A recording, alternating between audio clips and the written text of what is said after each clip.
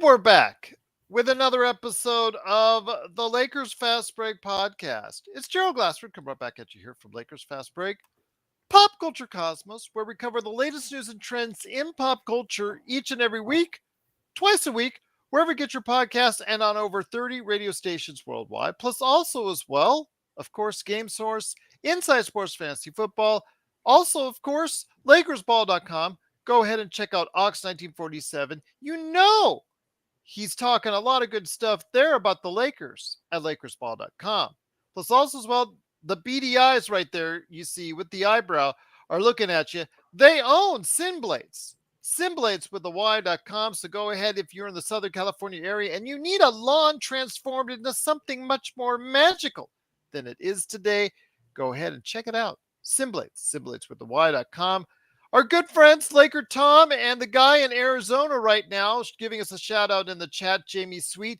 They govern over the world of Lakerholics.com.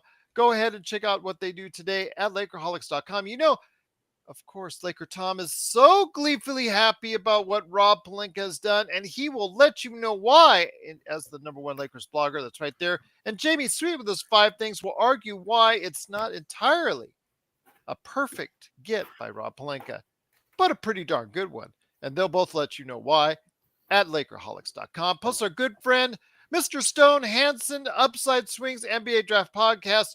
He worked tirelessly on that show, several episodes, day in, day out. My God, they put out a ton of content, those 3 guys, including our own Stone Hansen. Go ahead and check them out today at UpsideSwings.com. Also, our good friend John McCallion, he stopped by this past week. Go ahead and check out his great YouTube channel, and congratulations to him on 50 pounds lost already on his goal of 100 pounds losing.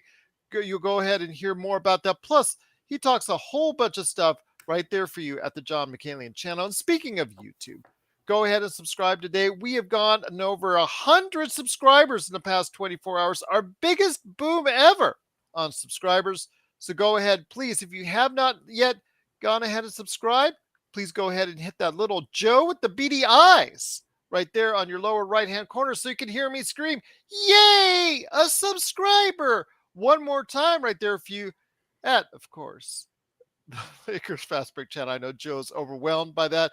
Who knows? We may add a different voice in there after 1,000 subscribers. We may just change it up a bit. Who knows? Indeed. But also as well, like our Facebook page. Also as well, follow us on Twitter, Twitch, YouTube, of course, Twitter, Instagram, Kick, a whole bunch of places you can find us at right here at the Lakers Fast Break. And if you do, it is sincerely appreciated. Adam, great to have you here. You've been following us nonstop for our entire coverage of the free agency market and what's gone down over the past 2 days. Truly appreciated. S1, good to have you here. Raphael, one of our beloved, truly great to have you here as well. A guy who's actually watched our show from the confines of the crypto.com arena. And also Dodger Stadium as well. So great to have you here, my friend, also as well. So many great faces, so many new people as well. Great to have you here. Kobe TV, great to have you here. Henry H, always great to have you here. Intel, one of the godfathers of Laker fandom. According to what John McCallion first told me, he said you're one of the mainstays out there. It's truly great to have you here. You wanted to ask how you became a moderator. There you go. You just became a moderator, my friend. You do it, you don't do it, no worries. We don't stress out, but we just want to thank you for your long patronage here at the Lakers Fast Break, my friend. But so you won't have any stress if you see any of those, just those individuals that want to just talk trash and not talk intelligently about their team. You could just go ahead and kick them out right away before I do, right there at the Lakers Fast Break. The world's best Lakers Fast Break chat right there for you at the Lakers Fast Break. But it is free agency. Great to have everyone here. So glad to be talking free agency on day 2. Not much has changed for the Lakers primarily, but there's still much to talk about and discuss.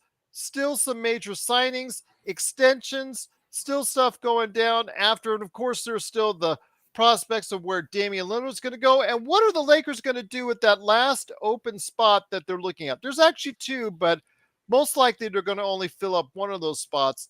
What are the Lakers still going to do? We're going to talk about on that today's show, plus give you a recap of what went on earlier in the day when everybody was so excited that the Lakers finished off what most experts are calling the best free agent get of this offseason so far.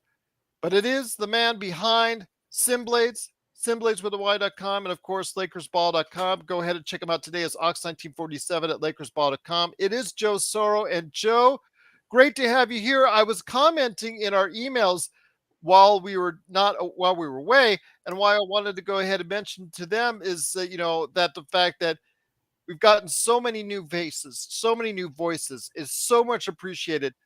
They haven't even heard you with one of your world famous Joe rants yet. How good is that? Well, it doesn't make sense to rant when there's nothing to rant about. People ask you to announce their divorce. Yes, I need to see what your wife looks like to make that determination and an announcement. It's only fair, guys. I can't just make things up. I don't like making things up. I like the truth. I might embellish a little bit, but that's only for entertainment purposes. What's not been, I guess, what's the word I'm looking for? Exaggerated, is our popularity has taken off in a much bigger realm here. In the last day and change, we have, and we continue to have a fan base that's starting to grow rapidly. And the production value is going to have to catch up to that now. So for those of you who haven't noticed, my background is a little different this last week or so, and it's going to continue to evolve. And the production value in terms of audio and graphics and things like that will continue to advance. So just understand that we're going to be there, and the plan is to destroy everyone in our path. I'm sorry, I know it sounds crazy, but I want us to be number one, and I want us to be the trendsetters. I want us to be the stability in this Laker fandom on YouTube, on social media, or whatever it is. Why? Because we're going to have the good information. We're going to deliver it the right way. We're going to be in everything, and that's the hope. And it's not at the behest of some monarchy or someone telling us what to do either. That's never going to happen. Not an advertiser, not an owner of a team, nothing. This is our thing. It's always going to be our thing. And if it's not going to be our thing, then I'm going to go do my own thing. So just know that. But I don't think the Podfather is going to compromise anything we got going on here, no matter what happens. I'm just going to go ahead to any prospective advertiser or radio station or TV station or whatever, and just play that loop, that intro by you right there, and there you go. Just say, "Yep, that's what we're going to do." And it sounds is contrive the right word? Contrived is a yeah. Could it be? I'm trying to bring back. I did get a degree. Very little of you is contrived, right? Yes. So oh my gosh, since we did that episode, you've been having that in your mind. It's important to prove that when we discuss things that there's evidence. Evidence is important in life. I don't think we hold on to that anymore. Now it's more about our feelings and how we feel and what we want things to be. No. In your house, do that. By yourself. Maybe with the neighbor, maybe with your family, maybe with the friend. God bless you. I hope you do whatever it is that you do in your head. But when you start throwing that into the world, then it's time. Don't bring your BS in my house or our houses in general. So, anyways, the Lakers are probably one move away from finishing the offseason. And currently, we have, according to the free agent tracker, the remaining centers I'd say in the top 10 are Christian Wood, Mo Bamba, and Mason Plumlee. And I'm going to be curious to see. Obviously, we're not going to bring back Mo Bamba. I know some people think we might bring him for the vet minimum. He's gone. He's not coming back. So I'm going to be waiting to see if there's he's still available. just a small little miracle to see if we can somehow snag either Christian Wood or Mason Plumlee. And again, when I say that, I'm not saying that because I think they're the full problem solvers. It's just that we need another body at the center position. And they're not perfect, Joe. Like Plumlee, he's not going to space the floor for you. As we talked about with Christian Wood, he is going to space the floor, but his defense has always been questionable, and his effort on that end has been really questionable. I just think that with the good camp, if you bring him in here, there is the possibility, because I know Rui got 17. I understand that, and there's the itch that you just have to start him now because you signed him with that contract. I still think Rui's best place is coming off the bench, playing 25 minutes a game to 30 minutes a game, what have you, filling in, like I said, as far as getting all those things done, especially in the first quarter, second quarter, when we usually need help when LeBron goes to the bench or AD goes to the bench, and just being able to control the offense from there. What I'm saying with Christian Wood, I just think what I've seen of him over the course of the years, when I first suggested him as a trade to the Lakers many years ago, and I put that light bulb in Laker Tom's head, I said that I thought that he had some skills to bring that would help accentuate AD's game, and I still think that today. It's important to have skilled players at that position. It doesn't have to be all encompassing. It's just not realistic. Those guys are not available. And even if they were, they're going to sign $48 million contracts like Brook Lopez. Yeah.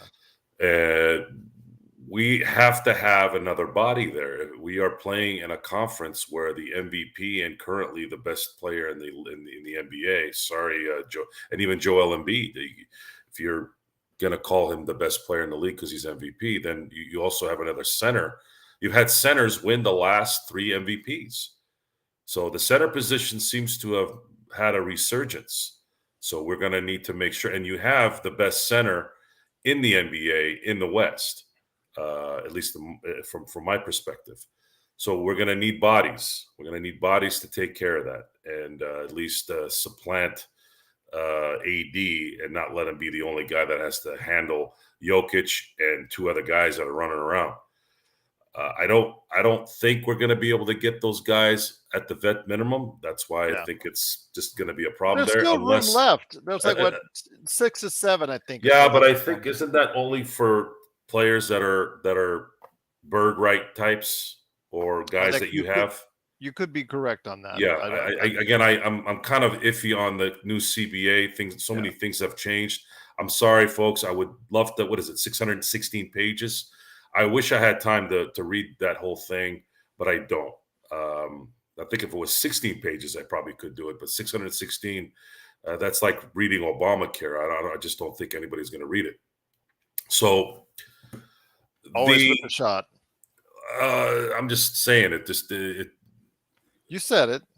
Yeah, I said it because why is it 600 pages is the question. Why does it have to be 600 pages? Can we just move on? Okay, so I'm talking about the NBA collective bargaining agreement. Okay, 600. Right. Yeah, the Obamacare is like 4,000 pages or 10,000 pages, by the way, something like that. Maybe it might be 16,000 actually. The last time I heard. So when I get into any kind of agreement with someone, the more pages you have, the more likely I'm feeling like you're going to screw me. So. And screw me in the deal anyways. So if this thing is 600 pages, I want to ask why. What is in 600 pages that we can't already know right now? Just seeing, let's say, Woj or Shams put up these simple numbers. Why did you have to extend that into 600 pages? Unless you're trying to control something that your people are not going to be able to control. I don't know. I'm just throwing that out there. But the Lakers are probably crossing their fingers that whatever is going on with, let's say, Christian Wood continues to go, and he has to do some kind of a Malik Monk sign so that he can prove himself this year. And what better place to do that than being right next to AD and being next to probably the greatest facilitator after Magic Johnson and LeBron James. Worked for Malik Monk last year, and it worked for, in a way, Dennis Schroeder, revitalizing his career. Because remember, he was out of the league. He moved after he passed up on the 4-year 80 with the Lakers, went to Boston, didn't work out there, got traded to Houston, didn't work out there. He was playing in Germany, begging for a job back in the NBA when the Lakers brought him back, and you saw what happened since. Now he's a 2-year deal with Toronto, and right now, he's penciled in as their starter. He was humbled. Turning down $84 million for 4 years was a massive dose of humble pie. He's not ever going to get that money back, at least not all at once, but he got it. And the problem is he went to Toronto. We talked about this. He's going to lose most of that money to the government of Canada. So I don't know how good that deal is in general at the end of the day. But, I want to thank Schroeder for doing what he did for the veteran minimum for us last year. Anyone who played that well for the veteran minimum should always be congratulated, because he played a lot better than what he got paid. The Lakers are positioning themselves for just in case mode, on top of the fact that they got on paper the right ingredients to a team. So if, let's say, Gabe Vincent outplays D'Angelo Russell now has a friendly contract that you can start shopping around. Yes.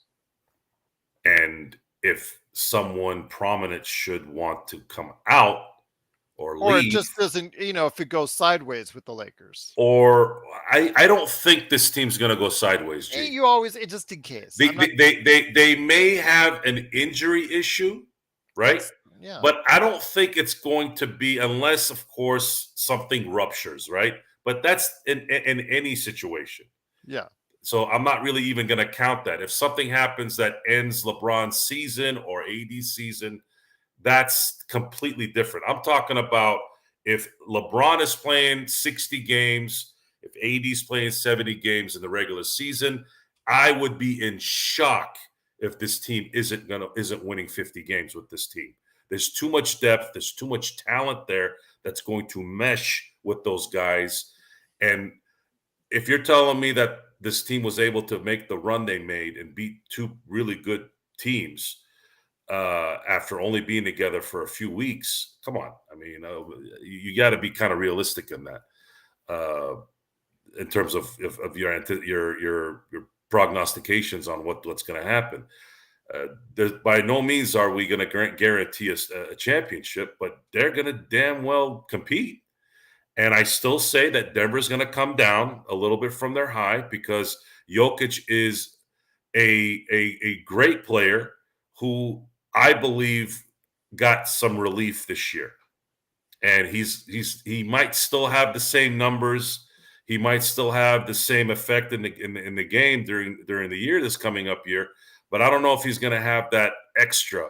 And I don't know if the other guys around him are going to have that extra and be healthy and all of it kind of put together correctly at the right time with the talent, with the luck of no injuries and everything. The Lakers are going to be hungry. LeBron is going to be hungry, because this likely will be his last run for a championship. And if he wins this coming year, he gets to go out. Granted, he's still going to be a championship below Jordan, but his resume is a little bit different. 5 championships, winning with 3 different teams, and winning in his 21st season, and possibly winning another Finals MVP. With all his numbers, with all his records, you can argue, and of course, helping the Lakers get into the top spot in terms of championships all time. That puts a statue outside crypto. And that's the bottom line, because I said so. Because Joe Soro said so. Once again, it's the Lakers Fast Break. It is Joe Soro from lakersball.com and also SynBlades, SynBladesWithY.com. It's Gerald Glassford from the Lakers Fast Break. Thanks so much for watching us, listening. Got already subscribers already. Truly appreciated. I did want to mention to Zangerstein, no matter how much she and so many others have talked about it, I still have a feeling Darvin Ham will throw out lineups during the course of a game where you're going to see Vincent, Reaves, and D'Lo out there, maybe with LeBron and AD. Don't let it shock you, anyone out there. There's just an infatuation. You could tell what a coach likes to do and continue to rely on. I have a feeling you're still going to see it at points of time, Joe. How about you? Oh yeah, Darvin Ham is Loves those three guards. he's Loves those three infatuated. Yeah, guards. he's infatuated, but I think that has a lot to do with the fact that there's pieces of paper and data that makes him do that. Okay. Which, this is the world we live in. People look at computers and numbers and BS. But he did coach much better in the playoffs, and maybe that was because analytics tend to be a little bit more difficult to gauge during the playoffs. You need next level players making next level plays, and can't really put that in a computer and spit it out. Regular season, sure, but we have to also understand that the Lakers had a cancer on their team for 18 months. They ripped it out. There was no malignancy after it was ripped out, and they shot out of the cannon and were very successful considering the situation, and able to get to the Western Conference Finals. So a training camp, an off season, and a great haul by Rob Pelinka and the Lakers is setting the stage for one really good run here, as long as there are any major injuries to LeBron James or Anthony Davis. I just wanted to ask you though, and I know this is something you've talked about numerous times here on the show, but there are a lot of new listeners, new watchers, new viewers to what we're doing here at the Lakers Fast Break in the past 24 hours. I know Wycliffe was asking, so how do we start two bigs? It would not be Jackson Hayes, because Jackson Hayes, if he's playing with alongside AD and LeBron, you have a lot of non-shooters out there, it would clog up the lane. So I don't think you're going to see much of that. But let's say we get a Christian Wood. Let's say the heavens open up and say, you know what? We're going to send you a stretch five. We're going to go ahead and send you Christian Wood.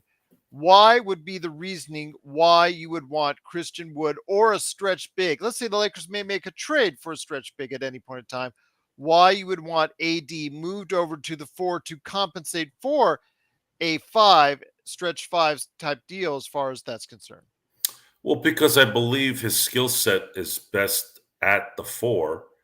If you have a big that can spread the floor, now you have two bigs that can spread the floor and open the lane for D'Angelo Russell, LeBron James, Gabe Vincent, any guard that gets any kind of dribble penetration, and your alley-oops probably go up between the two. It's all about creating space at the end of the day. And if you have a center who can create space, and then you can slide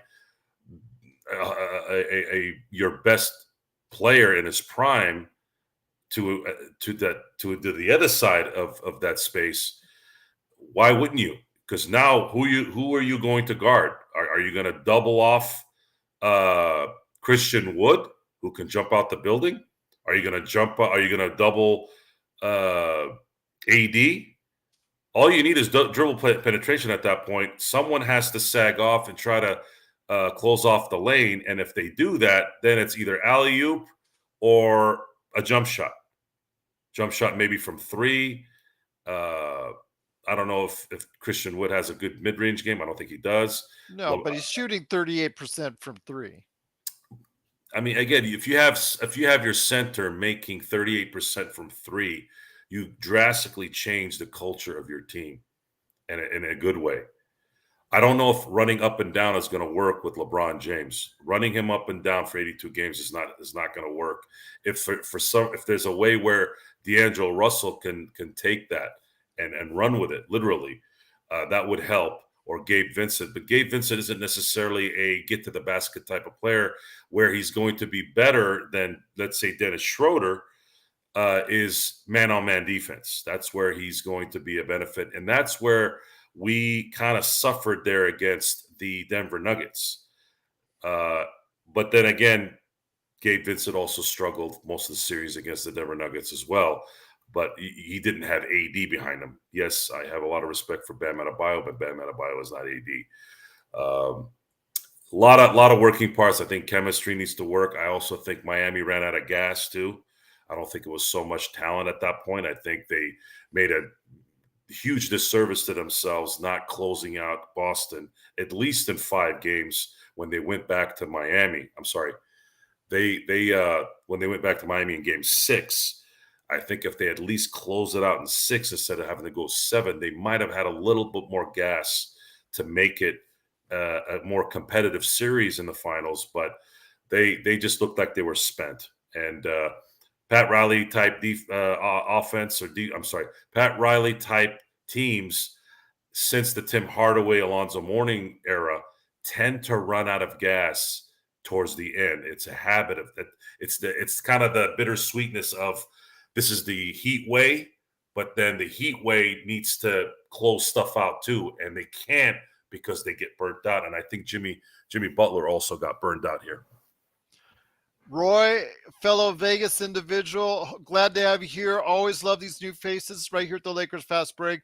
I will tell you that I am not endeared by the fact I'm being stuck with a $400 million bill to build a new stadium for a team that can barely win any games. It just got they had a perfect game thrown at them the other day in Yankee Stadium. So yeah, I'm thrilled. I am so thrilled about getting both of the Oakland teams here, the Raiders and now the A's. Whoop-de-doo, absolutely. But you can see behind me Golden Knights that I am. So I am from Vegas there.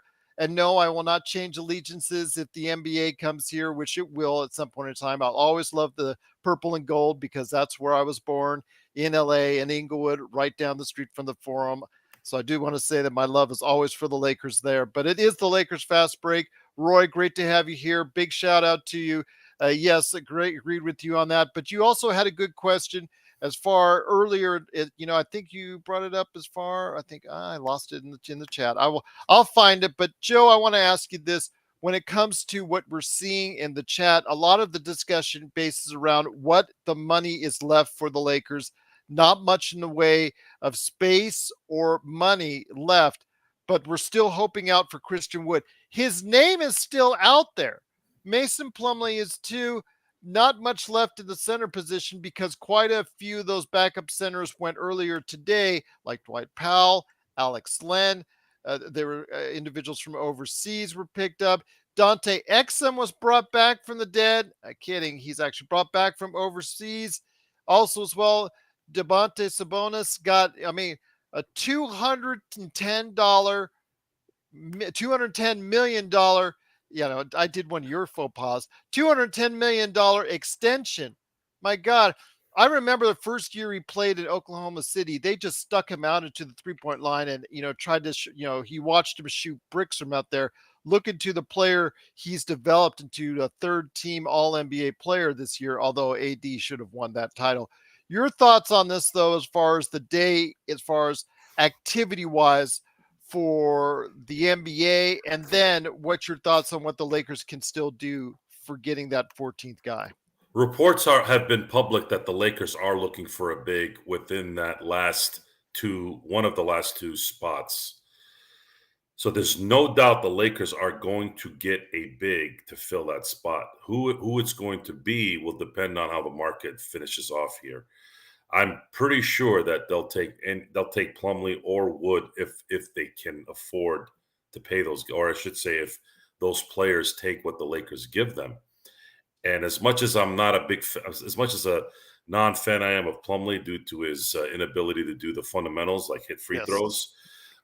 He is a body that can D up at least a little bit and make baskets close to the rim.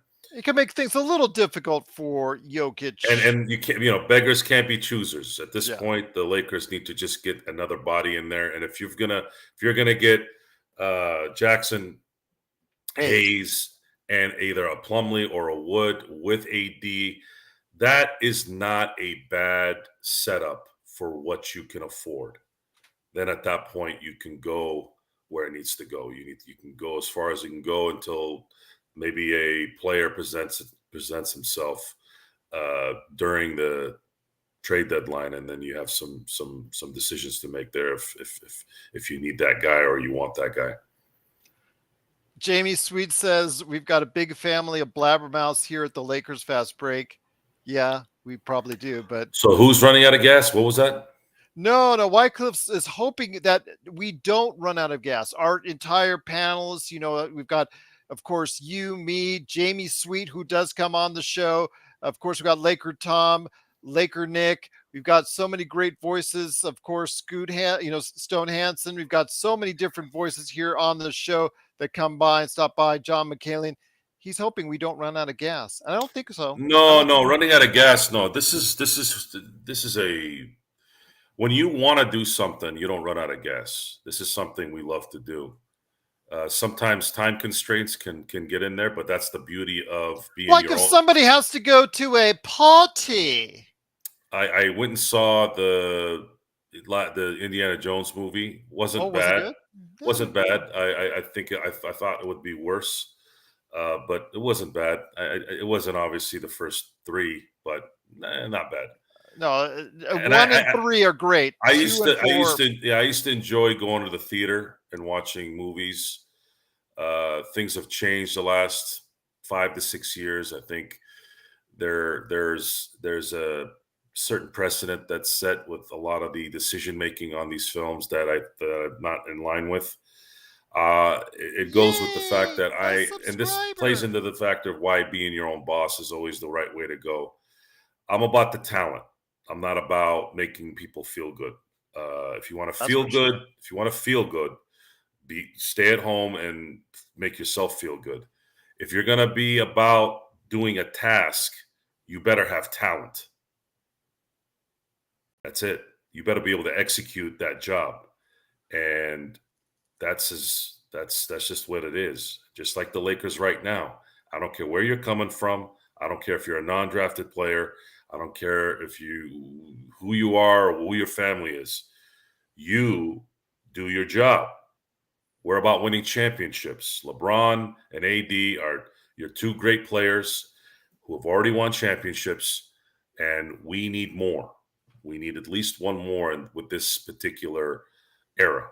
And then after that, Rob Pelinka has really set the stage for after LeBron is gone, which I believe is going to happen after 2025, which is good. That's what you want to do. You always want to still compete, but also make sure you have a little bit of preparation for the next thing, because the next thing means when LeBron is gone, who are we going to bring in to replace him? And this is the LA Lakers, folks. We've talked about free agents. We've done a show about free agents. Who's the number one free agent? We've got a lot of free agents that decided to come to LA, especially certain free agents that have come when the Lakers were in the dumps. So you can't just say, oh, Lakers get everybody they want when they're winning or whatever. No, when we're losing, we're still getting those guys. Why? Because we're the mother effing Lakers. We'll always be relevant. Purple and gold own this league, and they'll always own this league. Absolutely, indeed. But once again, it is the Lakers Fast Break. Truly great to have everyone here. Thank you so much for subscribing. If you hear my voice saying, yay, a subscriber, that means you just subscribed, and we truly appreciate you doing so wherever you're at, whether you're on any of our social media outlets. But Joe, I think that Luca stopped by. He's here in the chat now. Great to have him here. He says, hi, guys, to Gerald. Now, imagine Kobe's on the team, and we are always asking who is guarding Jokic. He would be out of his mind.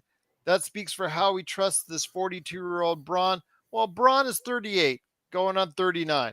You can see the points where he just doesn't have it some games. You can see the point where it took so much effort. And this is something, Joe, that barring any health issues, I feel more comfort about this team winning 45, 50, 55 games, maybe even more, and getting to at or near the top of the Western Conference, making it easier for them to go ahead and say, LeBron, we're going to cut your minutes. We're going to rest your minutes because we want to save you for the playoffs, because the goal is to have a fresher AD and LeBron in the playoffs. And he's 38, yes, but he's still going to be 39 by the time the playoffs comes.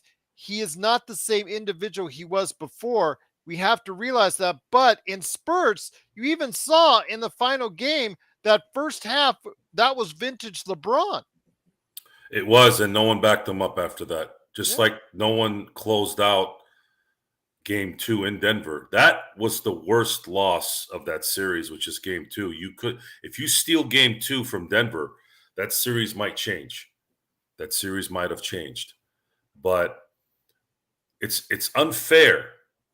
It's unfair to put LeBron in this position at this point in his career. And I say unfair, not like, oh, life isn't fair. Life isn't fair, right? But in terms of your philosophy of what you need to get done. Now, you didn't have really much choice with the current roster construction or the roster construction during that time, but you have been able to rectify that here in the offseason. So now Darvin Ham needs to needs to improve even more from his positive change in the playoffs and make sure that he has a cohesive team philosophy, which he did have a little bit of it, where LeBron wasn't as there were times in the playoffs where they extended the lead when LeBron was sitting, whereas before, every time LeBron would sit, we would lose the lead. Where we started losing leads with this time was when AD sat because no one was there to cover him. So we need these guys, meaning the role players, to cover for both now. Cover for both, please, so they can stay fresh throughout the whole year, and then let's make a run when everyone is fresh. And how this thing plays out, we're going to find out, obviously, when the season starts and 2-3 months in, and the Lakers are positioning themselves for the just in case they can get a third guy, should that materialize. And that's the beauty of this. I would prefer to just have that. I would love for them to come out 20-10 the first 30 games, and you already know, okay, these And guys that's kind the of. point. And that's the point, Joe, because again, 2-10. Does everybody remember that start? And the Lakers were always having to go ahead and climb up that hill. Another injury here to LeBron, another injury here to AD, always having to climb back up that hill until at the very end, Rob did make the trades. And it wasn't necessarily the guys we brought in fitting so well and doing such a tremendous job. They did come in and do their spots and do very well at them at times for the Lakers. It was the fact that we got rid of Pat Bev, we got rid of Russell Westbrook, we brought in these guys to situationally help us out when we needed it, but also we got AD back, we got LeBron back, but also that climb, Joe. If you remember, they had to play so many minutes, they were playing so hard for so long while other teams were resting their guys. The Lakers had to keep their guys in there, LeBron and AD, in order to go ahead and get just into the play in the 7th spot. That's why I think they burned out when they did. And had it been a little bit differently, there could have been a little bit different outcome maybe in that Western Conference Finals. And they ran into a buzzsaw too. If they had played a Denver team of 2020, they probably would have been a little bit more competitive. But Denver just had all the right ingredients. They had an answer to everything. Murray was really, really great. They had an answer for everything. It didn't matter what it was. They seemed to just get. But a little bit fresher. You agree with me, right? That they were playing so hard on the back end of that season just to get into the playoff mix that it did catch up with them a little bit. No doubt they ran out of gas. There's just no other way. It's just even though you were saying there's no such thing as running out of gas. There's no time. You were saying that. You were yelling that at me. I don't remember saying that. Oh my! It's on. I don't know YouTube. why you keep making up things that I say. It's on YouTube. It's on YouTube. Play it back. I don't believe in fatigue, I think was the words you were shouting at the time. So what do you want me to say? Oh, guy, oh shucks, we're gonna go into the Western Conference Finals tired. I guess we can tip our hats to the amazing. It is just you say it now, and I'm thank you for doing so. That it is a thing.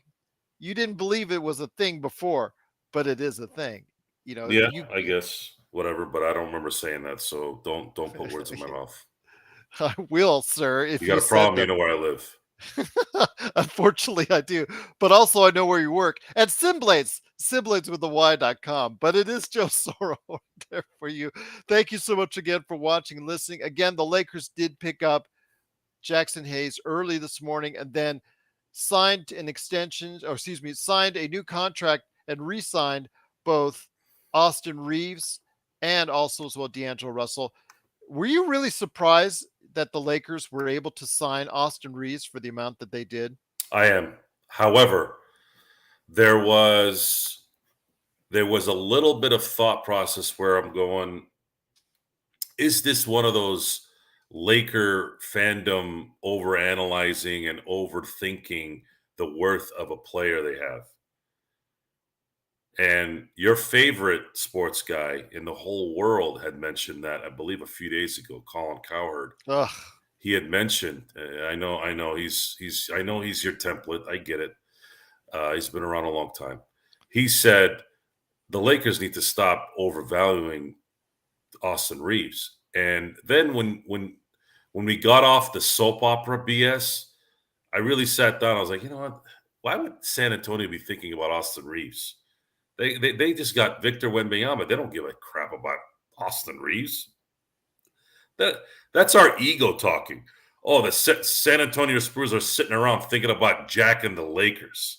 Well, you talked about that before. The only time Popovich yaps about the Lakers is when they get over on him. He's a reactionist. It's very similar to Steve Kerr. When they don't get what they want, they whine like little witches. And I didn't want to use the W there. I wanted to use the other word. But we do have be respectful. We do have ladies in the audience. Yes, absolutely. Especially with that word. So but as far as operationally, no. It was starting to settle in right before he signed today, and I also read some comments that Austin Reaves' agents didn't do him justice. Okay, what do you want those agents to do? They just took a non-drafted player, and got him $14 million in 2 years per year. And the guy wanted to come back to LA.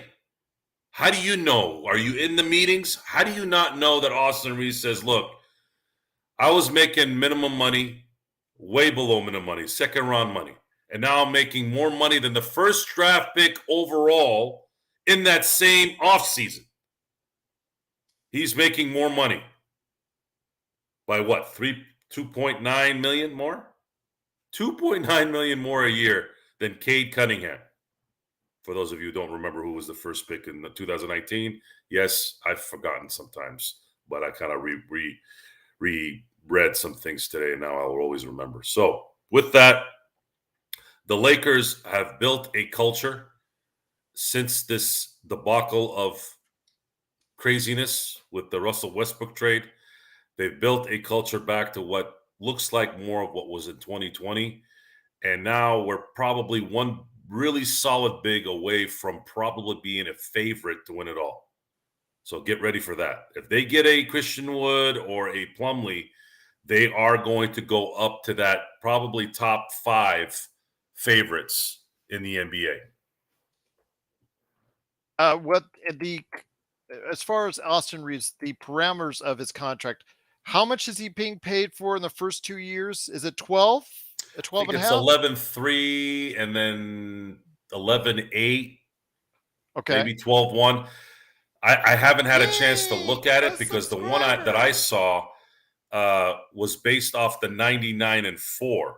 Because that's not correct. Off the arenas provision, the Gilbert provision from when he 2 years in from the Golden State Warriors. I haven't seen that, but I don't know necessarily if that's going to be the arenas thing because he didn't get the 99. Okay. So I'd have to. I've been scouring the internet for the details on that. No, it hasn't come out yet. So I'm assuming it might come out Monday or something or tomorrow. Once it does, we'll update everyone on what the contract actually is. Okay. Because it hasn't updated. I go to Hoops Hype because it's a really easy. It's easy and quick in terms of salary and payroll for teams, for individual teams and individual players, and nothing's updated there yet. I'm assuming it's going to probably update here in the next day or so. Okay, what I've got here from Bobby Marks is the breakdown is 2023-24 is 12 million, 2024-25 is 13 million, 2025-26 is 13.9 million, and Yeah, it's even 2026 because and that's yeah, it about wasn't. 15 million. Yeah, it wasn't. I think the poison pill would have been activated had a team set an offer for him. And it's 4 years 53.8 according to Bobby Marks. So Yeah, I know Shams originally reported 4 for 56, but Bobby Marks later on posted 4 for 53.8. and the fourth year he has a trade kicker. The most allocated that they 15 or can 50. It's 20%. 50%. There is no Okay. 20%. The highest is 15. Okay. Yeah. That sounds good. Again, bringing him back on that, I think, is a bargain. I think that was probably one of the best deals overall that you could get for someone who is at a level. Yes, he may not grow much more as a player because he's already He 24, can 25. grow. He can grow. Actually, there's two places where he can grow. He can really help us out by upping his uh, points per game average from 17 to 20 or 21.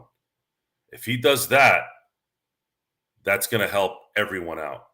And he can also improve in his ball handling, which he has. His second season versus his first season, handle the ball very well. So he can handle the ball better. He can facilitate better, and he can score more points. That's about it. I don't think he's going to shoot better than 41% from three. He could, but 41% is pretty darn good, anyways. But he does have room for improvement, and in a lot of ways, if he just does what he's doing now, especially if you have some good guard play this coming up season, and the main guys are better rested throughout the year, you don't really need Austin to be a third star. You just need him to be that guy that's dependable and can shoot an open shot from three when the defense has got no choice but to double AD or double LeBron. Those are going to be the things that are going to really, really make a difference. I think Jeff Green re-signed with Denver, and if that's the case, it was only. Oh no, Jeff Green signed with Houston. I'm sorry, Jeff Green signed a 1-year, $6 million. So Jeff Green and Bruce Brown both left Denver. Just wanted to make sure I let you know. Roy says, "Why not Tristan Thompson?" Oh, Lakers fan 24. Tristan Thompson could be the Jared Dudley of the team. You know what? If you mention that with Laker Tom's here, you're going to remind us back into year 2020 when we were on the air all the time, him and I fighting over Laker Tom swearing he's the best 15th man in the NBA, and me telling I'd rather have a hernia operation. So I will tell you right now, Tristan Thompson is going to be a great player at the Y. He will not be a great player or a great backup at the NBA. You saw he had 45 good seconds for us, hustled, and then pretty much blew up after that. So I don't know. I think we need a little bit someone stronger for that 14th guy. And if you're able to get a guy like Christian Wood, Joe, I think you should try to go ahead, at least reach out and say, hey, I know things haven't gone well for you in free agency, but join with us, play with LeBron a year. Look what happened, like you said earlier, with Malik Monk. Right there, shining example of someone playing with LeBron and getting paid for it in the end. It seems like there's an attitude problem there. Jackson was signed today, and issues from the forums of the New Orleans Pelicans is that he's a low IQ player. Jamie says, bring Shaq back over TT or Mo. I think Stone Hansen would agree with you on that. That was a good one. That was a good one, Jamie. Kudos to you on that one. My wheels stopped there for a second. I don't have a comment to that one. Will Christian Wood take a haircut to play? Yes, he will take a haircut. Absolutely. Yes, Roy, he will take a haircut. Whether he takes a pay cut, I don't think so. But yeah, I think he will probably go somewhere else. But again, he's still out there. There's some reason why he's still out there. He's burned some bridges, Joe. And a player like that who's burned some bridges, the Lakers have had they've taken chances on these type of players before.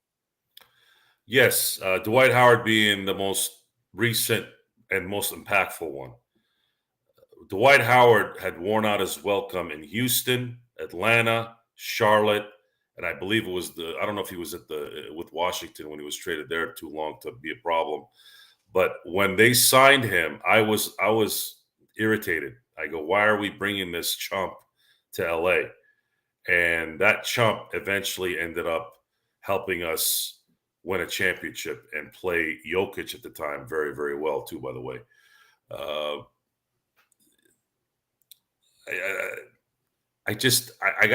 we gotta see if it's possible. I don't know. I don't know. Jackson Hayes, uh, because he came for the minimum. It's a all reward, no risk there. I get that, even though low IQ players worry me. But again, Uh, that's just the reason for us is we would really love to see AD play the four and having a big man like Mitchell Robinson was just suggested in the chat as far as trading for him. I really like the player since I really was hoping the Lakers would get him, and I know he moved to the second round. He's been a good player for the Knicks, very tough inside. But the thing is, he would clog up the lane. That's the only reason I would be worried about that because playing him, LeBron, and AD at the same time, I know they got away with it in 2020, but LeBron was shooting a little bit better from the three at that point in time. True, but I think the team constructed the way it is now. You have to also look at let's use Dwight Howard again as an example. Dwight Howard wasn't spreading the offense when he was in there, but he was very effective on defense. There are certain sets you're going to play at certain times depending on the opponent. Then at that point, you can determine where and what and how. Having options is what's important here. We know that there's a deficiency here and there's a deficiency there with certain players, but they may be a benefit depending on who they play and at what time of the game they're going to be playing and how they're guarding certain guys. Are guys hot in this game? Certain guys that are not normally hot? Are you going to adjust? Those are the type of things that a coach will figure out. The team and the players will figure out as the game is going on. Options is the key. If you have Jackson coming off the bench and doing the little things that you need him to do, let's say 15 games out of an 82 game season, that's good. That's good. He's benefited the team almost a quarter of the time with his play. And if he stinks the other time, okay, let's say you get someone serviceable at center who can give you another 15 or 20 games throughout the year. Now you're sitting at 30 to 40 games. That's half the season where you had these guys fulfilling something that was positive, and then you can use the other half of the season running a more three-guard set like Darvin Ham likes, or AD dominates half that, LeBron dominates the other 20. Those are the things. That's how you kind of have to look at it. You got to look at it in sections. What's going to make good here? What's going to make good there? And those are things that you need to determine as the season's going on and as the culture of the team starts to develop. It's complicated, guys. You can't just sit there and go, oh, we're going to be playing like this. I think those days are gone. There was a time where you can have the same starting lineup all year, play the same way all year, right? Back in the day, Shaq, get the ball to Shaq, let him create from the post, let Kobe break the triangle if he sees something that he can take advantage of, and then everybody else plays defense and hits their timely shots. To some degree, it was like that even like 10 years ago. But now you have to be very adept to that day, that time, that minute. Why? Why is that? Well, the same reason why every time there's a 20-point freaking lead, it distinguishes it evaporates within 5 minutes because you don't have time to relax anymore. Those times where guys were playing 75 games, 80 games a season, if you were a championship contender, you had 10 to 15 games during that run where they didn't play in the fourth quarter. We didn't get that till the playoffs when we had a few blowouts. You just can't anymore, guys. There's no rest. That's why it's important to have depth, guys that are coming off the bench that are taking up a lot of the time and obviously being effective. So Bruce Brown Jr., Jeff Green, those guys were integral parts of Denver winning. Now they're gone, right? Now they're two less veteran types, young type players that were benefits when Jokic sat, Jamal Murray sat. Now, if you don't have anybody coming off the bench, I don't think Reggie Jackson's going to do much in Denver, honestly. He hasn't been doing much the last 2-3 years. So if that guy doesn't pick up the slack for Bruce Brown Jr. and or Jeff Green, now Denver, when there is foul trouble or they're not shooting well, now you don't have somebody coming off the bench and doing their thing to cover their deficiency at that point. And that's where depth helps. Yay! A subscriber! Yes, thank you so much for Yale. It did come out. Okay, I was worried about that. I was going to do it live, but yay! A subscriber! Thank you so much, Yale. Hey, I'd never stop wanting to hear that. Subscriber! Thank you, Brandon, for subscribing. You know what? Everybody, go ahead and subscribe, even if it's just to piss off Joe right here at the Lakers Fast Break. Well, let's talk about the subscribers. Literally, well, hold on. I said I'll change the sound at 1,000, but there's a good question. Within the last 2 minutes, we've had 6 subscribers. For those of you who haven't heard the story, Gerald tends to be a hopeful, maybe we'll see type. And Joe was a loathe that mindset. Loathe. That's what I do it partly to piss him off. Yeah. So if you want to piss me off, talk like that. Talk with, well, let's see. No, not let's see.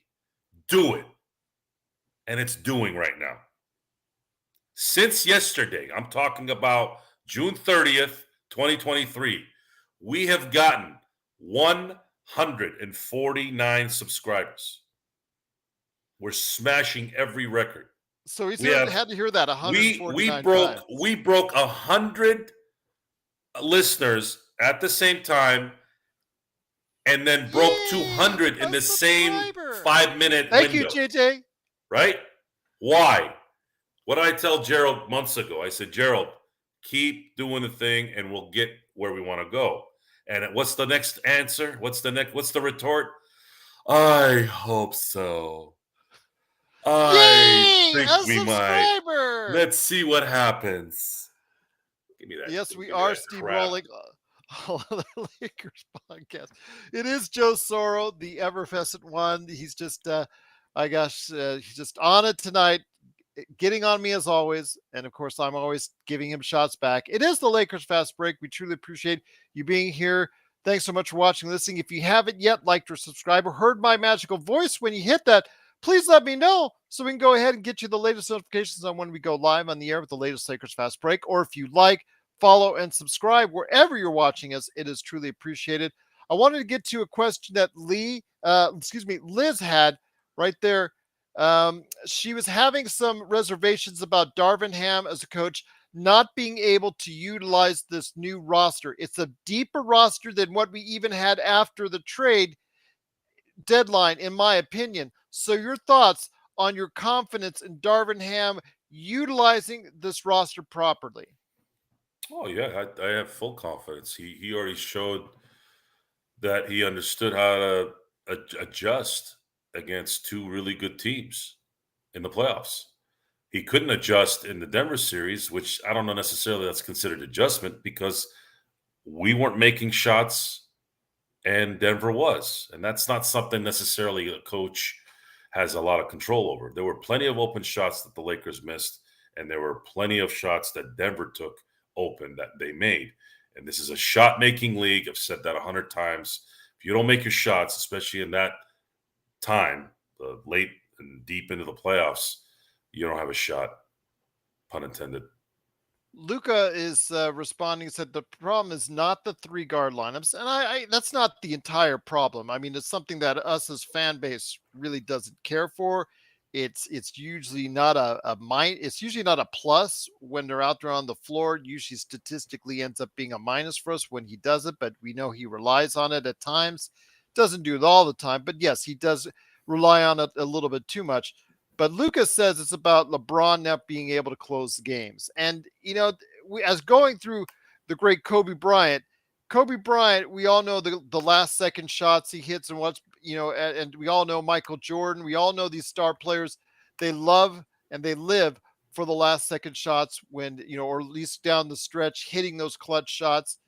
But, I understand that LeBron was not able to do as well in that situation, but I don't see many alternatives as far as concerned. That's why you have these superstar players. LeBron was battling burnout and a injury that was probably worse than we thought it was. Mm-hmm. And there were some questions on the chat. I'm sorry I wasn't able to get to it fast enough. It was a while back about will LeBron or AD get surgery for their issues on their foot? The current word around the campfire is they're not. LeBron said you would never know unless he told you because he does things so secretly.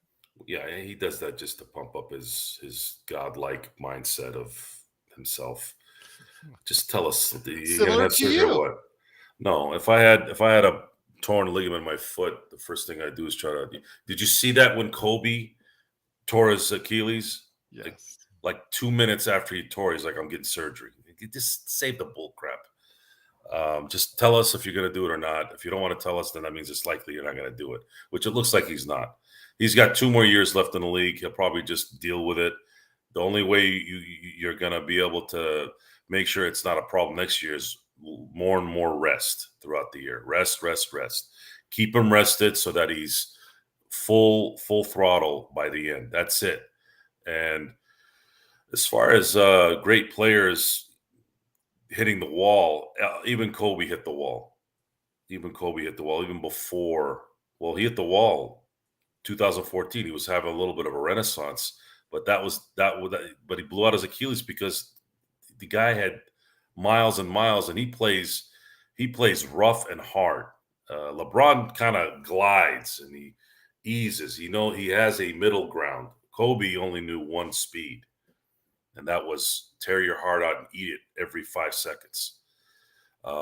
When they compare Jordan, when they compare Kobe, when they compare LeBron, first of all, Jordan, after 1998, technically only really played 11 and a half years because he had a year and a half off. So if you look at 84 to 98, that's, let me see, that might be 15 seasons, right? So it would be, 13 and a half years. So 13 and a half years is different than playing in your 16th, 17th, and 20th season. So you can't really compare those endings because Kobe was winning. He was winning back-to-back Finals MVPs in his 15th season. LeBron won a title and an MVP in the Finals in his 18th season. 17th season? 17th season. Father Time has never lost. We're human beings, folks.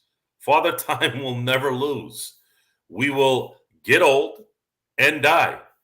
Unfortunately, some won't get old and die, but for those who are able to dodge a bus, an accident, a disease, you're going to get old and die. And for an athlete, they get older much quicker than the guy that's working at Kinko's or FedEx or whatever the hell they call it these days.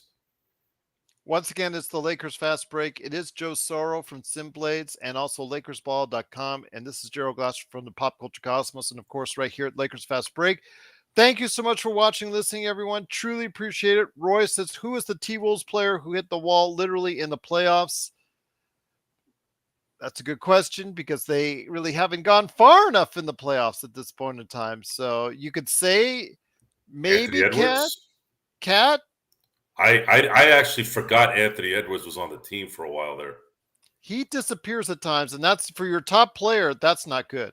No, it's not good, especially with the way he came out the gate last year in the playoffs. We thought he was coming into his own, and then quickly started eating too many Popeye Happy Meals, and all of a sudden, bye-bye Birdie. Bye Birdie, indeed. But I expect better things from Minnesota. They've done some nice things around the edges to hopefully help that out and see if they can finally salvage the Rudy Gobert disaster trade. We'll see what happens there. I do want to mention, though, that everybody out there, we will probably do a show tomorrow. Think that sounds good. I don't know what time. Joe and we're still going to talk about what time is available for us tomorrow to do so, but we will schedule out and we'll go ahead and post it in advance to let you know we're going to go ahead and because again, as long as this team is not fully set, I still think, Joe, that the discussion still needs to be there. The common denominator to the underachievement of the Minnesota Timberwolves lies in the corner of KAT. At what point do you not recognize what the problem is? And I'll say, now that Dame Lillard has requested a trade, that's likely going to happen here shortly, and that'll get done. The big name that's likely going to get traded during the offseason when Minnesota opens the season 15-25 is Karl Anthony Towns. Oh, he was talking about figuratively McDaniels, the guy who punched the wall. That was we thought it was a figurative as far as you were talking about that guy. Yeah, I remember that. Yeah. But I'm talking about the Minnesota Timberwolves as a whole. Their issue is Mr. Karl Anthony Towns is not about winning. He's about telling people that he changed the game. Yes. That's called Adam Shine calls that, a very prominent sports guy on Sirius XM radio calls it Planet Delusional. I thought that was a pretty cool line. Cat Williams will go down as, I'll tell you where he changed. I mean, Karl Anthony Towns. Karl Anthony Towns. He didn't change jack squat. What he will be is he will be the Russell Westbrook of empty stats for a big. That's his legacy, because he'll probably hit the Hall of Fame, because the Basketball Hall of Fame will allow anyone that had on a 10-day contract who has a few good games into the Hall of Fame these days. So he's definitely going to be a Hall of Famer at some point. But as far as changing the game, you are out of your freaking mind. You didn't change jack crap. What did you change? Losing and being a great player? We've had plenty of those guys that have done that. Why? Because you can shoot. So can 20 other bigs. This is a big shooting league now. So what makes you so special? You need to start winning, and you're not going to win as a number one, by the way. And I don't even know if you can win as a number two.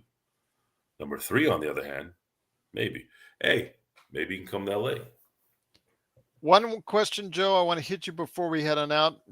Actually, we might stay on for a while because we're doing really well for at least 9 in the evening here, U.S. Pacific time. So I really the numbers are going up. The longer we're here, so we're staying here for a while. Then we're gonna have to stay here. Yes, we can't let our people go here. This is who has family needs, anyways. We're gonna stay right here at the Lakers Fast Break. But one thing I wanted to ask you, though, the Damian Lillard saga. You heard earlier today. I think it was coming down to after his meeting on Monday with the GM of Portland. I think it became like a chess match. Who has to publicly ask for a trade first and say either we're going to move Dame, or Dame saying, I want to trade. It was like a chess match, and neither one of them wanted to look bad in the public eye by saying they wanted to do it first.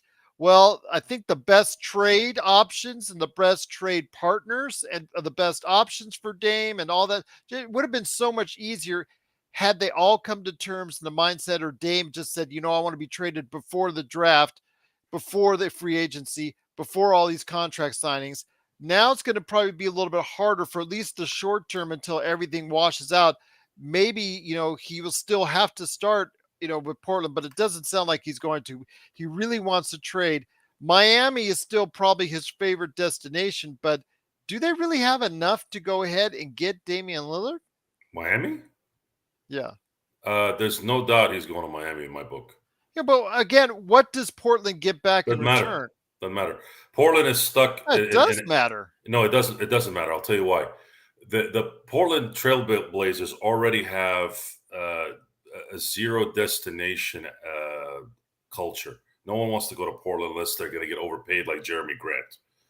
And usually, when you overpay fourth tier players, you don't win jack squat. However, by not treating Dame Lillard correctly, you are now going to set an even worse precedent for the future, that you don't take care of the guy that stayed loyal to your team, knowing he was never going to have a shot at winning a title.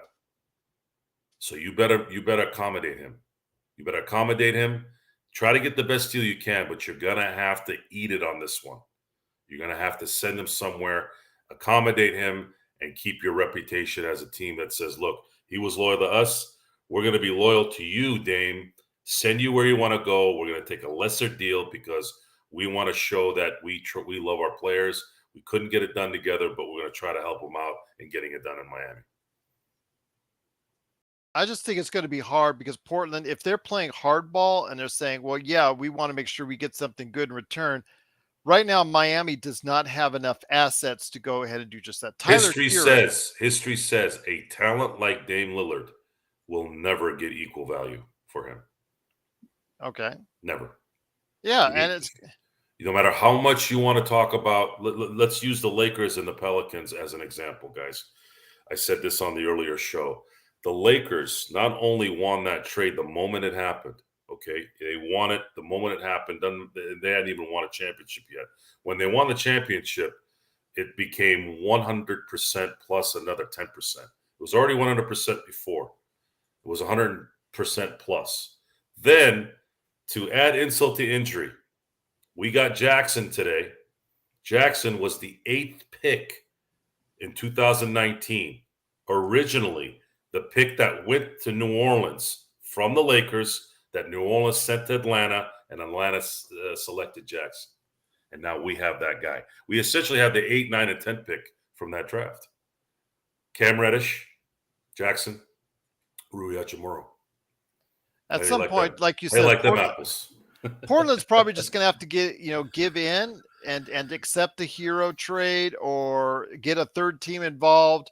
I think that might be why it's still delayed at this point in time. But yeah, you're probably right. Dame will probably go to Miami. But, if Portland was thinking about this, consciously about doing it again and not worrying about, all the intangibles involved, because I know if that's the case, some free agents might shun Portland if that's the case. But then again, how many free agents go to Portland?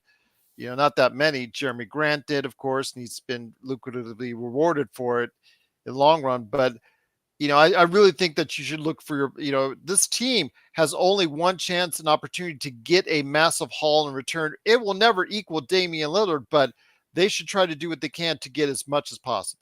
There's just no one else. There's just no one else. And they're in a position here where they're not going to be, even without Dame Lillard, they're not going to be the worst team in the NBA. They'll still be in that middle tier area where you're kind of in purgatory.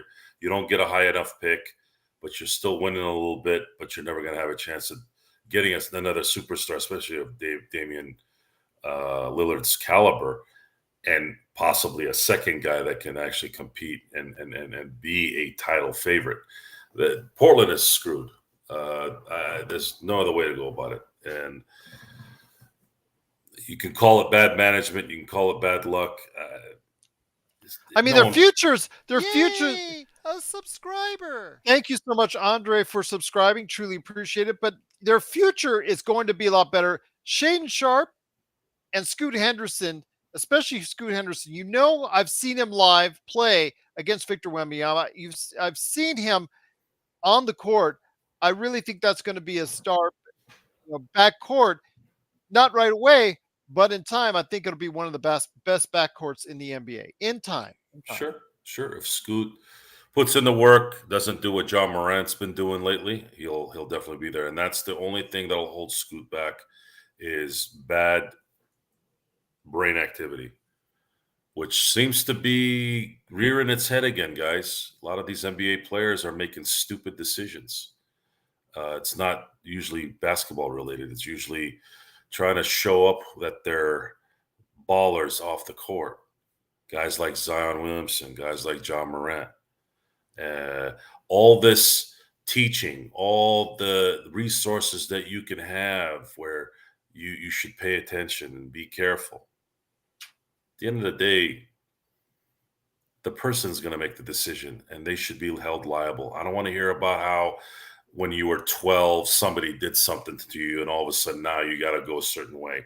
Look at me, that BS. Okay. Clean up your act. Clean up your goddamn act. Be a professional. That's the only thing we're going to have to wait for Mr. Scoot Henderson to see if he's going to be a professional. I don't know what the hell he was wearing on draft night, but if that's the kind of mindset he's going to have when he's off the court, be careful. I mean, you can style and profile. I'm not saying you can't have a little fun. Just don't make sure you don't get yourself in trouble. Make sure you don't eat yourself out of the lineup. Make sure you ain't shooting at nightclubs or acting like you're shooting. I will say though that I think Colin Castleton has a chance to look pretty good. As far as what I've seen, I watched a few games after he was drafted. As far as the footage, you don't look at just the highlight packages. The highlight packages, they could make you and I look good as far as that's concerned if we played out on the court. But Castleton, from what I've seen the games, he hasn't done too bad at all. I think he does have a chance, but not right away. Ham is not going to play, as far as JHS right away. He's not going to play Castleton right away unless they're absolutely desperate. They do not want to play rookies. You saw what happened to Max Christie. You even saw what happened, when he wasn't there with Frank Vogel. The team just does not want to play rookies enough right away. Sure. Especially on a team with a lot of depth like this. Sure. They don't want to play rookies, but Austin Reaves busted that theory, didn't he? His rookie year. Well, the team, you're right. He played a lot more. It doesn't. Look, the team was a losing team, though. I don't want to go into absolutes into anything. If Hood Schifino comes in and just kills it, play him. Heck, if he does, if he's effective, if he's Sam Cassell in 1994, that effective, now you've made it even easier for you to go and add more depth using D'Angelo's contract for something or whoever. You got to let it play out. I'm not going to look at rookies. I'm not going to. There's been way too many guys that the Lakers have gotten, whether in the second round, late in the first, free agency, that have been integral parts of winning basketball for the Lakers.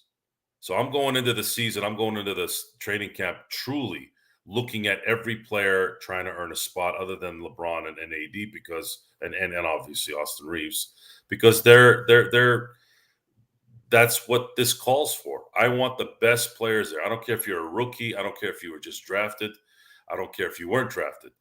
Castleton has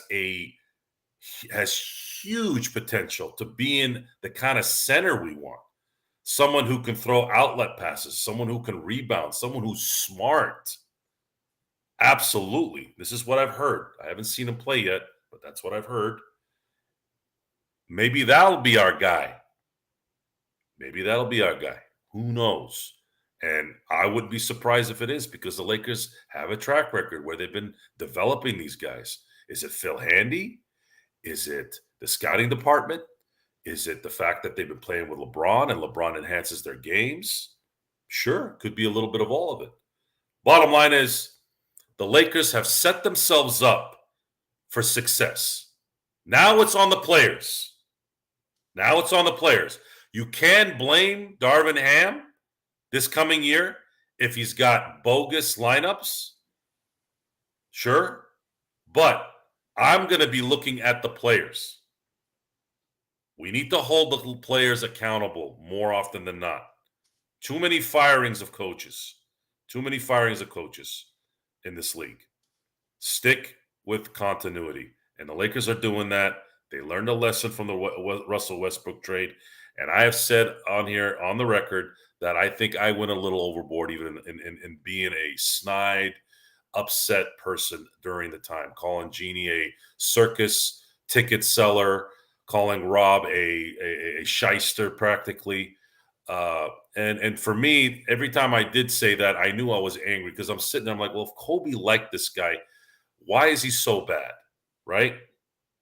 But maybe he wasn't bad. Maybe he had a moment of weakness. He listened to LeBron trying to bring Russell Westbrook. They were reacting to the Brooklyn Nets acquisition of James Harden, and they panicked. They panicked, and it ended up costing them a year and a half of normal basketball. But you can't dwell on it, guys. They rectified it.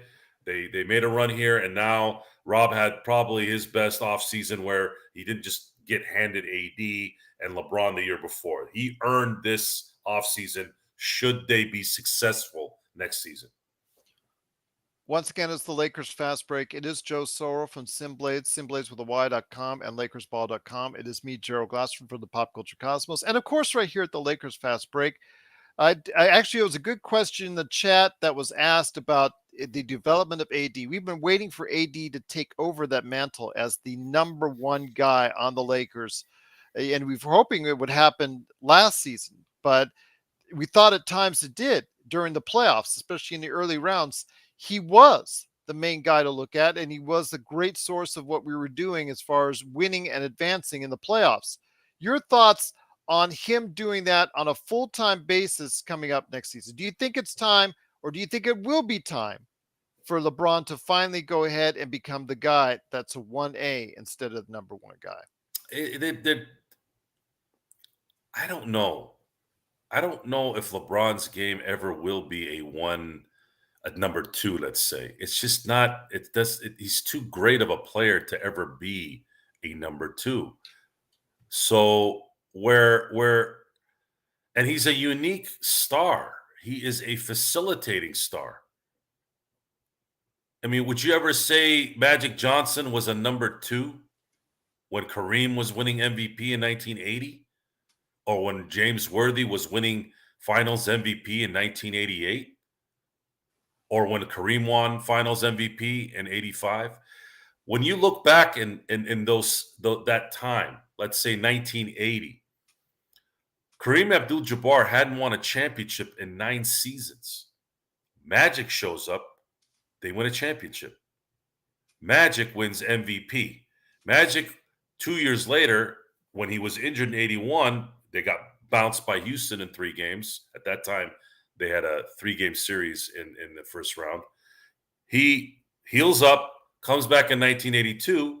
Lakers win the championship again. He wins Finals MVP. He's a facilitator, right? He's got an all-time great, still somewhat in his prime.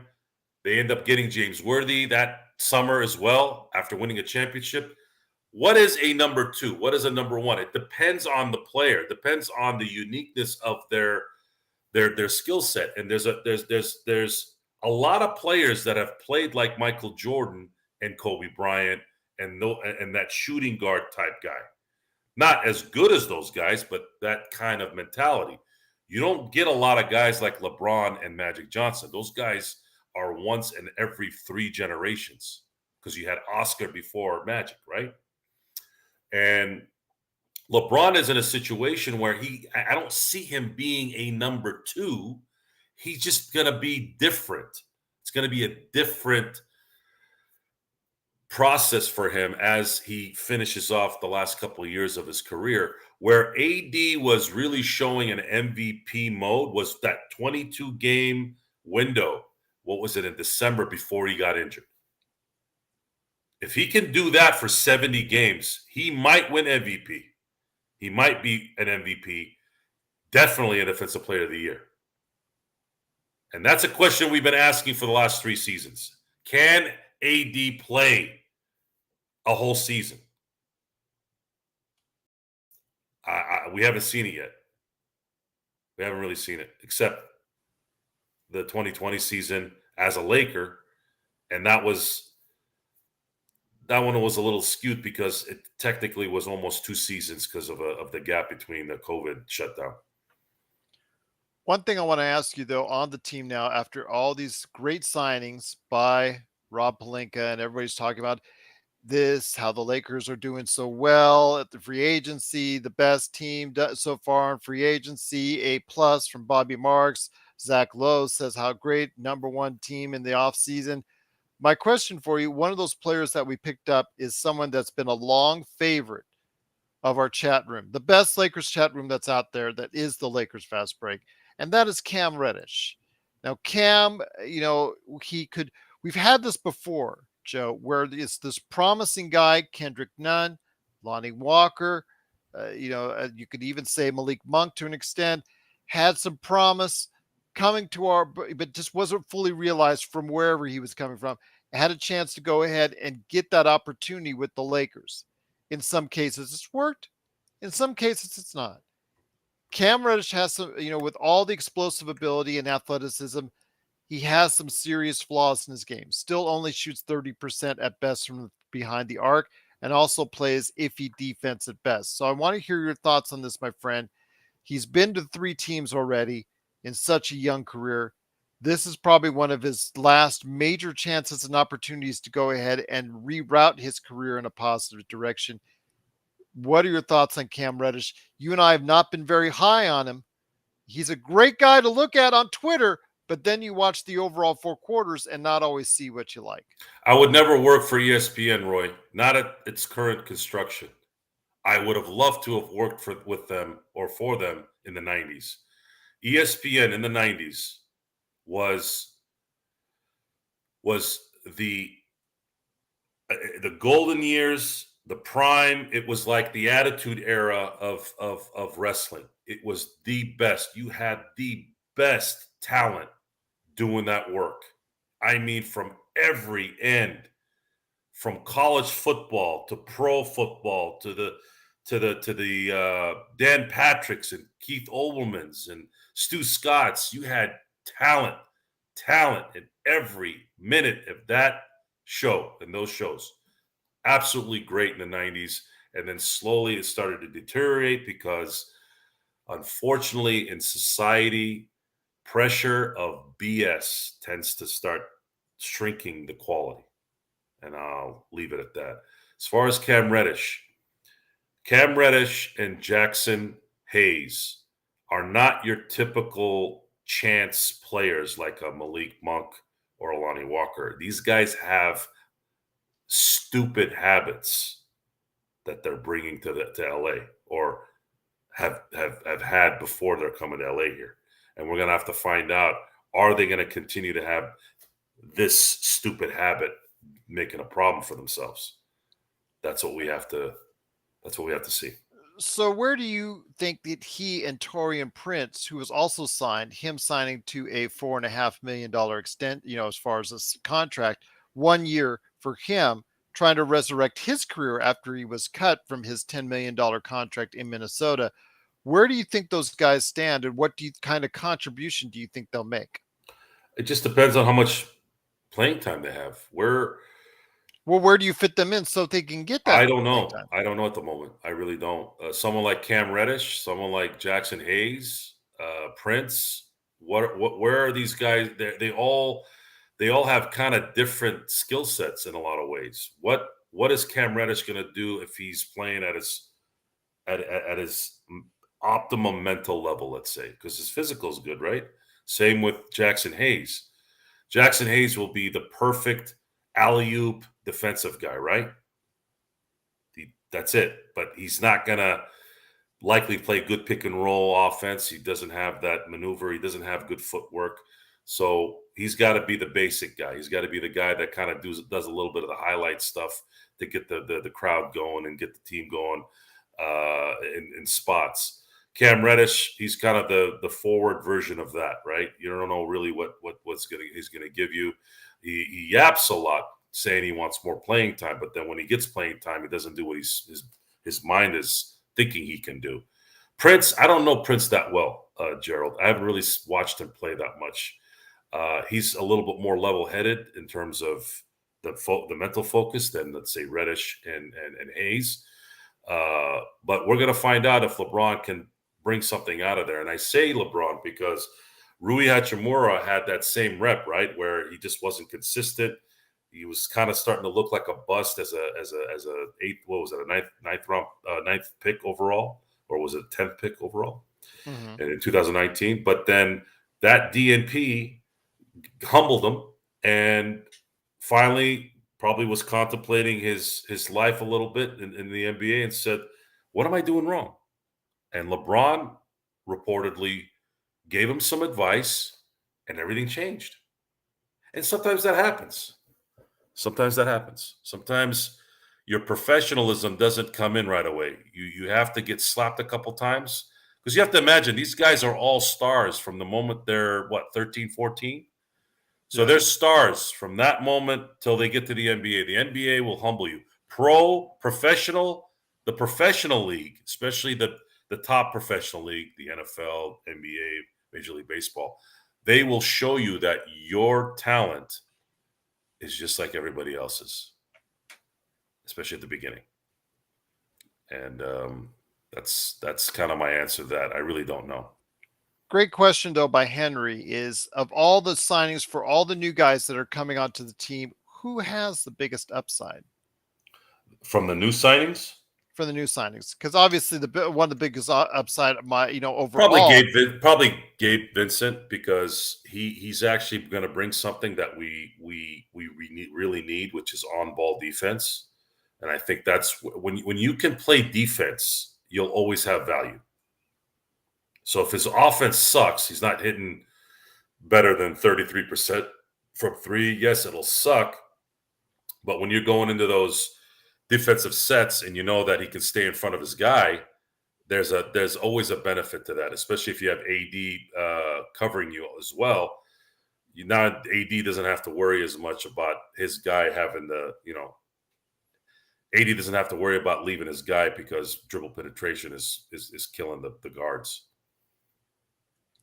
Tell you right now, though, Jackson Hayes, if he does develop any type of skills, although again, you figured in New Orleans he would have been able to go ahead and develop and get that kind of playing time, but in that log jam in the front court, when you have Zion, whenever he decided, and that's the thing, though, Jackson Hayes could have gotten a lot of time with Zion out of there.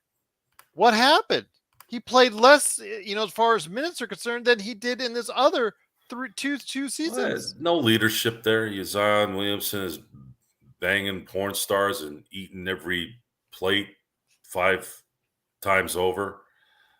Brandon Ingram has the personality of a doorknob, leadership of a fake plant. Yeah, he's talented, but how is Brandon Ingram going to inspire you? And you playing in New Orleans.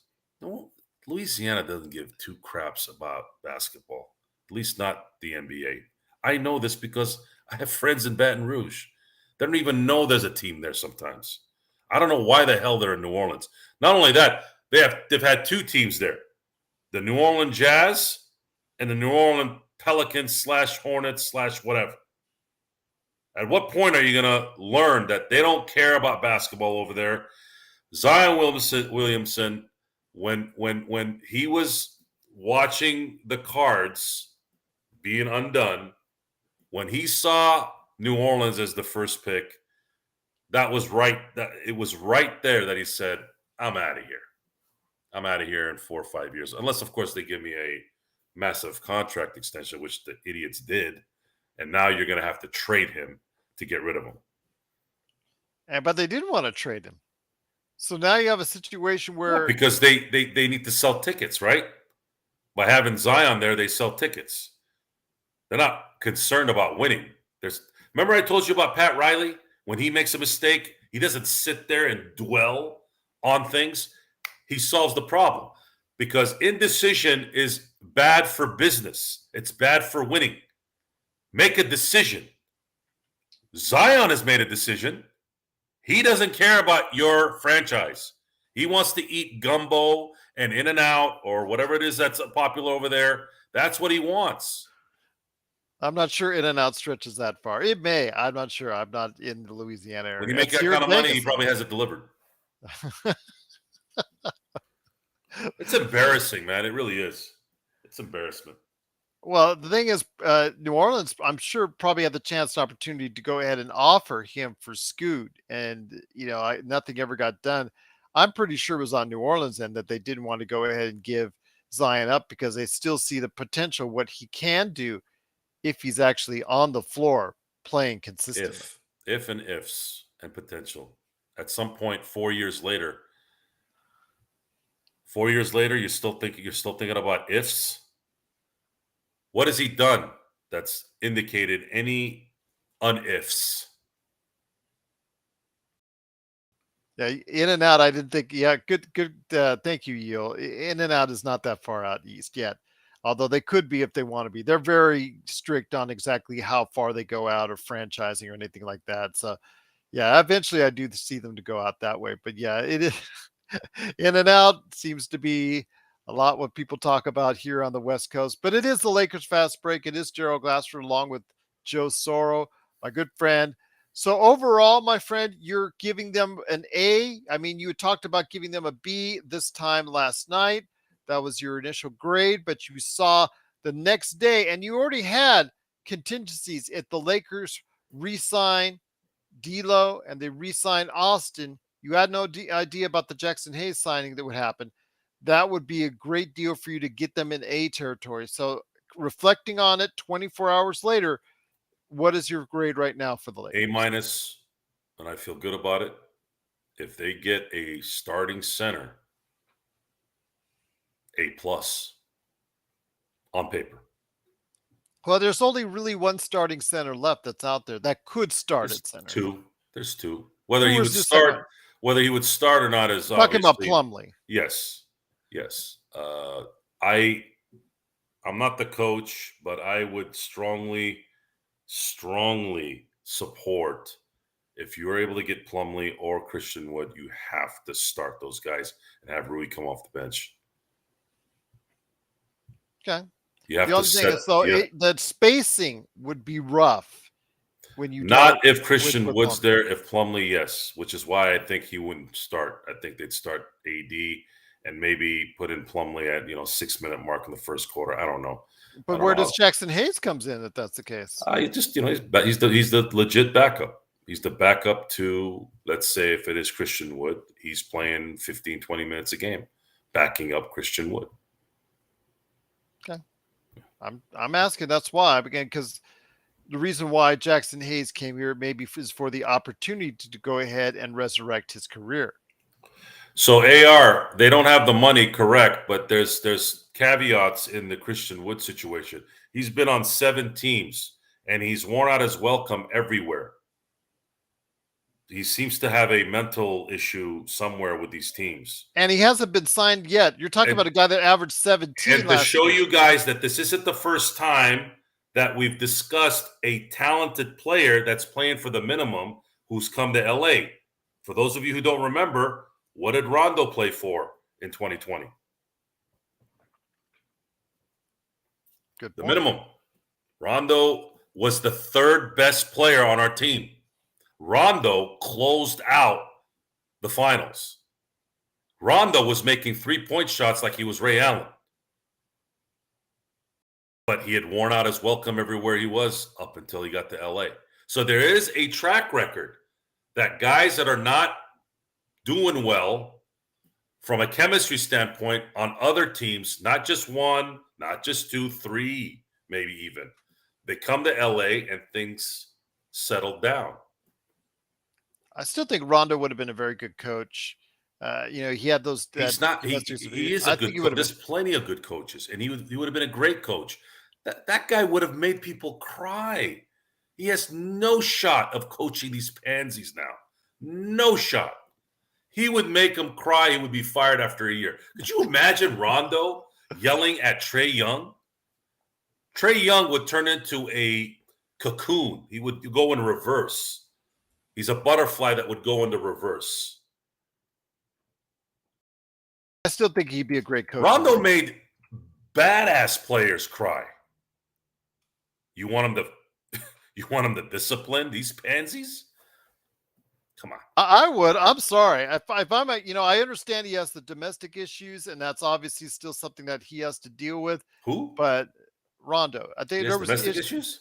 as far as domestic violence issues. I When? believe was the case.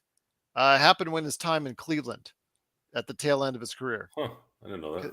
Yeah. So I will say though that if he's able to resurrect his career and go into bath as far as coaching is concerned, I think he'd be very good at it. But that's just my opinion, especially the way he teaches. He would actually take when he was motivated, you would see him in the huddle taking the time to speak to the younger players and teach them what's going on as far as on the court. And I just think that's such a valuable thing, Joe. Communication. Yeah, it's great to have veterans, but it's also great to have veterans that go ahead and pass on what they've learned. To me, that's the most important thing because not all these veterans want to go ahead and do just that because they always want their spot and they want to keep their spot as long as they can. Well, he was doing that to Contavious Caldwell Pope, Alex Caruso. LeBron was obviously part of the veteran leadership there. AD was part of the leadership there. It's a little easier when you have a little bit of help and a coach that was accommodating. But Rondo trying to coach up stars that aren't doing what they're supposed to, he'll never make it. Hell no. No way. Rondo will never be a coach in the NBA longer than 2 or 3 years with this generation of player. And NBA players have always been divas. I'm not saying that, guys. This is not a this is not revisionist history here. I know that the NBA player has always been a diva, but it's worse now. It's even worse. When you were pissing off the Isaiah Thomases or the let's say Allen Iverson, right? Larry Brown and Allen Iverson. You still had something there. They still went to the finals in 01. They still were competitive. Nowadays, these guys shrivel up and go and cry to management and say, fire this guy, otherwise I'm going to want to be traded. Now people are comparing Pat Bev to Rondo. And his career has taken him to a new turn in Philadelphia. Joe, you were the first guy. You were like me with Westbrook, okay? Because I instantly told people out there that Westbrook was probably the worst signing we could ever have, and of course, it ended up being that way. When it comes to Pat Bev, you were on the train first on how Pat Bev would be a cancer in the locker room and on the floor, and ultimately proved to be just that. Tell us your thoughts. Does Pat Bev, although he did well in his time in Chicago, is that just fool's gold for him when he goes to Philadelphia? How well did he play in Chicago? He played pretty good. The team actually started playing better, and they closed out the season a lot better than expected. I'm not a fan of Pat Bev. He's hot air. He's just hot air to me. He yaps too much. If you want an instance in his career that defines who he is, watch the Celtic game in Boston last year at the beginning of overtime, and you'll understand everything about who he is. Once again, it is the Lakers Fast Break. Truly appreciate it. Again, Christian Wood is someone, also Miles Plumlee, also that we're looking to see, because the word from Dave McMenamin after we sign Austin Reaves said that we would like to keep one slot open, which means we'd only have the ability to sign one more player, and we would like to sign a big. Both those guys are out there. Why are they still available?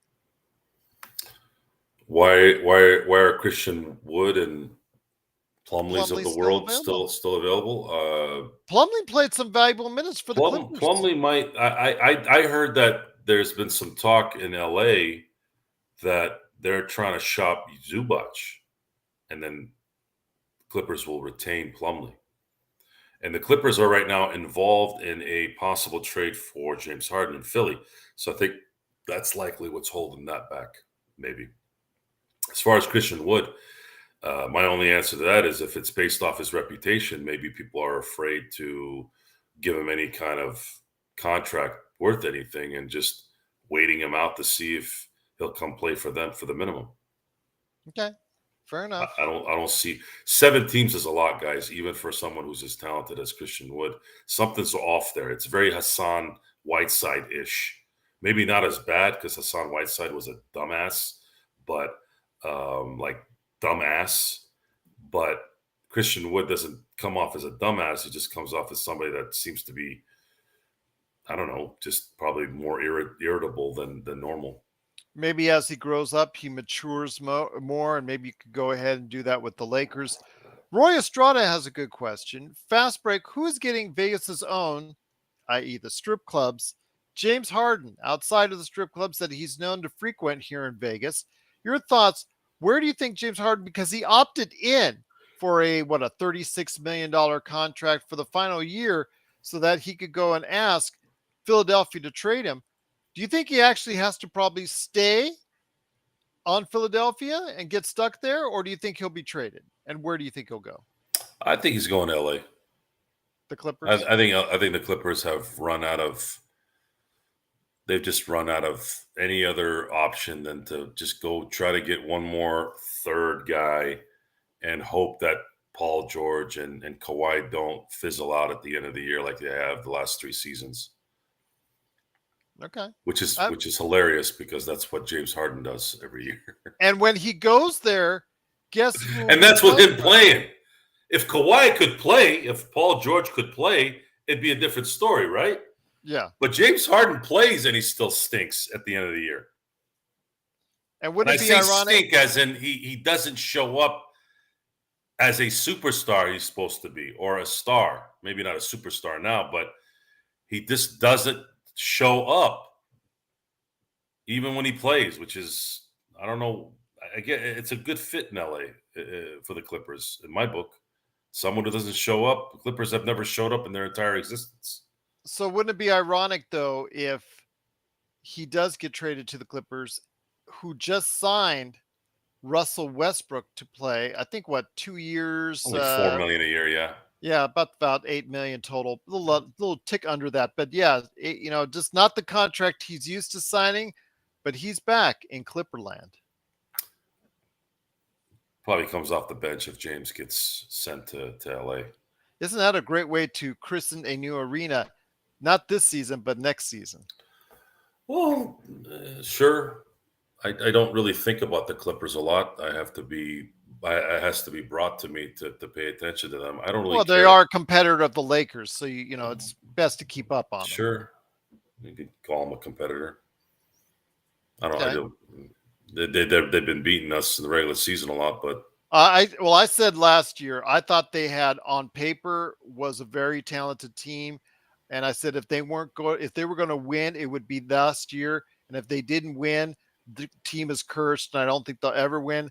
I don't think they'll ever win now. I just think the team is cursed. Their time has come and gone. Their window. They're not cursed. Their existence is a curse. Isn't that still a curse? Their existence is a curse. There's a difference between a curse put on you versus a cursed team in general. The Boston Red Sox won 5 World Series before they traded Babe Ruth. Then they had a curse for 100 years. That's a curse. So who do you think is a major competitor to the Lakers and the Nuggets? Because right now, whichever way you have the Lakers and Nuggets. Memphis got better if Ja Morant can after 25 games. Put away his pistols, yes. The other is obviously going to be Phoenix because do you think they did enough around the margins? There's too much talent there. And the way the NBA is starting to change now is you probably don't have to worry about having top seeds as much anymore, which is weird. The Lakers were a dominant team in the first 2 rounds as a 7th seed. You don't see that a lot. You just don't see that a lot. It's starting to happen now. You saw Dallas take out Phoenix in destructive fashion 2 years ago, or last season.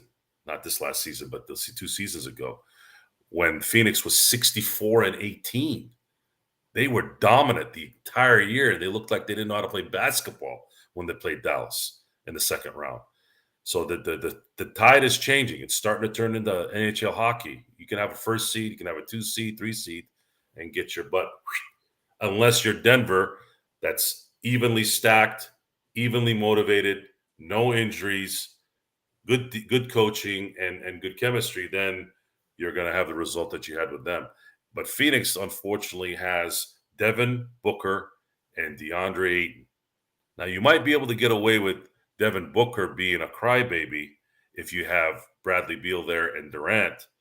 But DeAndre Ayton was like the clincher for them, the sucking even more this last One playoff. one team I do want to mention before we head on out to you as far as a possible contender is a team whose dynasty we ended. We ended the dynasty of the Golden State Warriors in the playoffs. You saw how fun that was for us and how much we enjoyed it and how much I enjoyed ending their dynasty. Your thoughts? They made some additions, made some changes, although Dante DiVincenzo left to the Knicks, which was interesting because they have an all Villanova backcourt seemingly there now with Brunson and Hart and him. Please don't send James Harden there because that's just going to mess everything up there for the Knicks. I want to hear your thoughts, though, on Golden State Warriors. They sure got a lot older for a team that's already old, didn't they? Who is this again? Golden State. The team collecting Social Security. The same team that just re-upped and paid a has-been $25 million a year? Although I shouldn't say that because remember 2 seasons ago, the Lakers were filing for Social Security.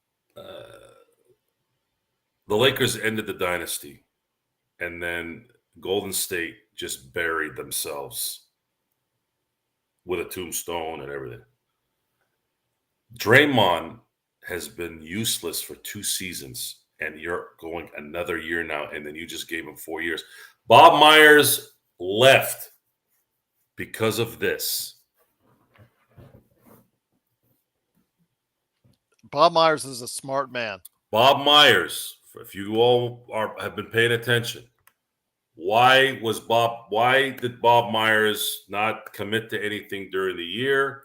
Why was there silence about it? Why was this? Why was that? You know, the whole pool punching Draymond, all that crap. Well, the result is I don't have 100% proof of this, but between Steph Curry and Joseph Lakeland, they have let their feelings dictate their future, their near future. Klay Thompson is likely done, folks. He is never going to be the Klay Thompson that you had before. And I hate to say that because I love Klay. Draymond has been useless for 2 seasons. They won despite him 2 years ago. He was terrible in the finals, terrible the whole playoff run. And now you just signed him to, essentially to me, it's like a max deal to a guy that can't play anymore. Why? Why wouldn't you trade Klay if you have an opportunity to get a better team? Why? Plus, with this new CBA, they're going to be hard. They're still over the second apron. Yeah. So their flexibility down the road is very small. You don't need to be like the Celtics where they'll cut your throat. But you should have.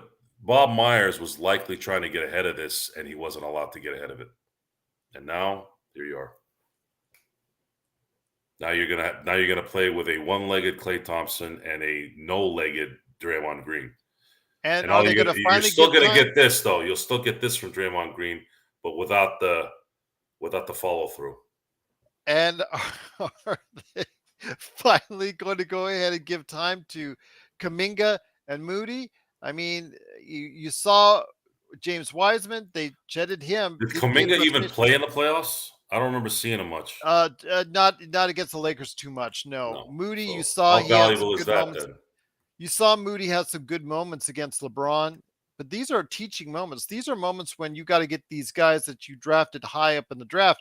You got to give them time now. They're no longer rookies. These guys are in their 3rd year. Yeah. Dynasty's over, and you'll see it dwindle even more this year. And it'll be to me, it's official, but it will, as long as you have those 3 on the same team, obviously it'll never be official. But for me, it's official. They're done. I don't see them doing anything unless they get some kind of 4th player that's in his prime and can help them win. Last team I want to cover right now for the Western Conference that I think we need to focus on, a team that had a tremendous season that was just for them, just a great experience, lighting the beam and all that crap. But I do want to go ahead and compliment them on finally getting a playoff run, and that was the Sacramento Kings. They did it based on their offense, and when they tried to go ahead and play defense in the playoffs, it just didn't stick enough. I want to hear your thoughts. They've gotten more shooting during the offseason, more offense, gave the extension to Sabonis. Now their team again more loaded offensively, but they really haven't solved their problems on defense. Great regular season team, bow out the first round of the playoffs unless Sabonis can make a shot when it matters. You just gave him $210 million. I believe around there. Yeah, I think that's an extension. Do you think he was worth it? No. I didn't think so by your reaction. I don't know what the hell these guys are doing, man. I really don't. I don't know what they're doing. Is probably not enough talent in the NBA, I guess, but Stone has said that's not true. Stone thinks there's a lot of talent out there that the NBA management or scouts don't hone in on. Except for the Lakers, it seems like they find guys, or Miami and the Lakers find non-drafted players, and 2 years later they end up making $14 and $11 million. So there's probably some truth to it. I believe Stone. My instincts always say that Stone knows what he's talking about. I asked him a point blank question about where were you wrong in the past, and the only answer he had was he was wrong about Cam Reddish in terms of him not being good, right? And what's interesting about that particular player being wrong there, you can't judge the mental part until the professional part of things materialize. A lot of these guys that got talent out of this world can't be professionals. The grind of being a professional, the flights, the preparation for the flights, the training, the nutrition, the weight room, the stretching, these are all the icing after the game. A lot of these guys don't like doing that stuff. No matter how talented they are, after a while, they don't want to put in that extra work. They want to go to the club. They want to go hang out at whatever. They want to go eat late at night. And that's they want to get paid to do that. That's where a lot of these guys go. So with Sacramento, if they don't address at least some form of defense, they'll maybe compete, but they're not going to obviously be a title threat. You can outscore only so many teams so many times. You can't get away with it, like you said, in the regular season. But when it comes to the playoffs, Golden State, as much as I love to say Dynasty's over and whatnot, had a good enough defense to throw at Sacramento to get the job done. But before we head it out, my friend, I wanted to ask you this, your final thoughts right now as we're seeing things still laid out in the Western Conference. But is there any team that you're observing that is making some good moves that are saying, it might be something of note here next season? Like, for instance, Sacramento. We didn't expect this was going on, or it's like, that's a good move here. It's a good move there. They could do, have some improvement. Do you see something as far as an improvement from some teams that might be able to compete in the Western Conference? Dallas, maybe? No, not Dallas. If you're looking at the West, you can say that Phoenix has been filling out their roster pretty darn well considering their cap situation. The owner seems to want to win a championship. That's why he traded for Bradley Beal. So if there's one team that I've seen since yesterday and their particular acquisitions and free agency, I'd say Phoenix has probably upgraded a few things. The only issue is the mental part of DeAndre Ayton going to be a problem again next year. And then, of course, Devin Booker tends to disappear when the going gets tough. Now, you don't have Chris Paul to flame out at the end on this one as well, whether he's not playing or whether he just doesn't play well to close out series. And can Bradley Beal be kind of the glue to make it work? Because Durant looks like he's over it. He's just playing because he loves basketball, but I don't think he has any energy to be a leader, to inspire, to not let the little things not bother him. It's just, what do you do with that? Frank Vogel is a easygoing guy. Maybe he can tap into something there and help them play really, really good team defense, because that's kind of his forte, and then let those guys do their thing on offense. And health is going to be a big part too, guys. Durant going to miss 20, 30 games again. I don't know if that's going to help him again, because it didn't work in Brooklyn and it didn't work in Phoenix this first time out. Durant is getting old, guys. And if he's not going to play 60, 70 games, the continuity and going into playoffs with some kind of momentum is not going to likely happen. I think New York is doing some good things, but they need one big player. We've been saying that for a while now. They've surrounded Jalen Brunson and Julius Randle with some good role player pieces, but Julius Randle is not really a number 2 either. He's probably more at best a number 3. New York needs, and I know Stephen A. Smith is, just praying that there's some way that they can get Damian Lillard, because he's been pushing for him all year. But I don't think the Knicks have enough to get Damian Lillard. And Dame wants to win a championship. And even if they traded, let's say, Julius Randle and a package of something with draft picks to Portland for Damian Lillard, I don't think Jalen Brunson and Damian Lillard is enough to win the title. No, and plus that backcourt is too small. Who's going to defend in that backcourt? Yeah, Dame is not known as he's an average, maybe even a below average defensive player at best. I will say, though, the range says Joe is always crying and whining. I will say, though, that right now, I will say that I think that you could probably pencil in the Lakers, Denver, Phoenix as your top 3 in there somewhere, some kind of mix. Throw in Sacramento just because, again, they could be a very good regular season team with that offense.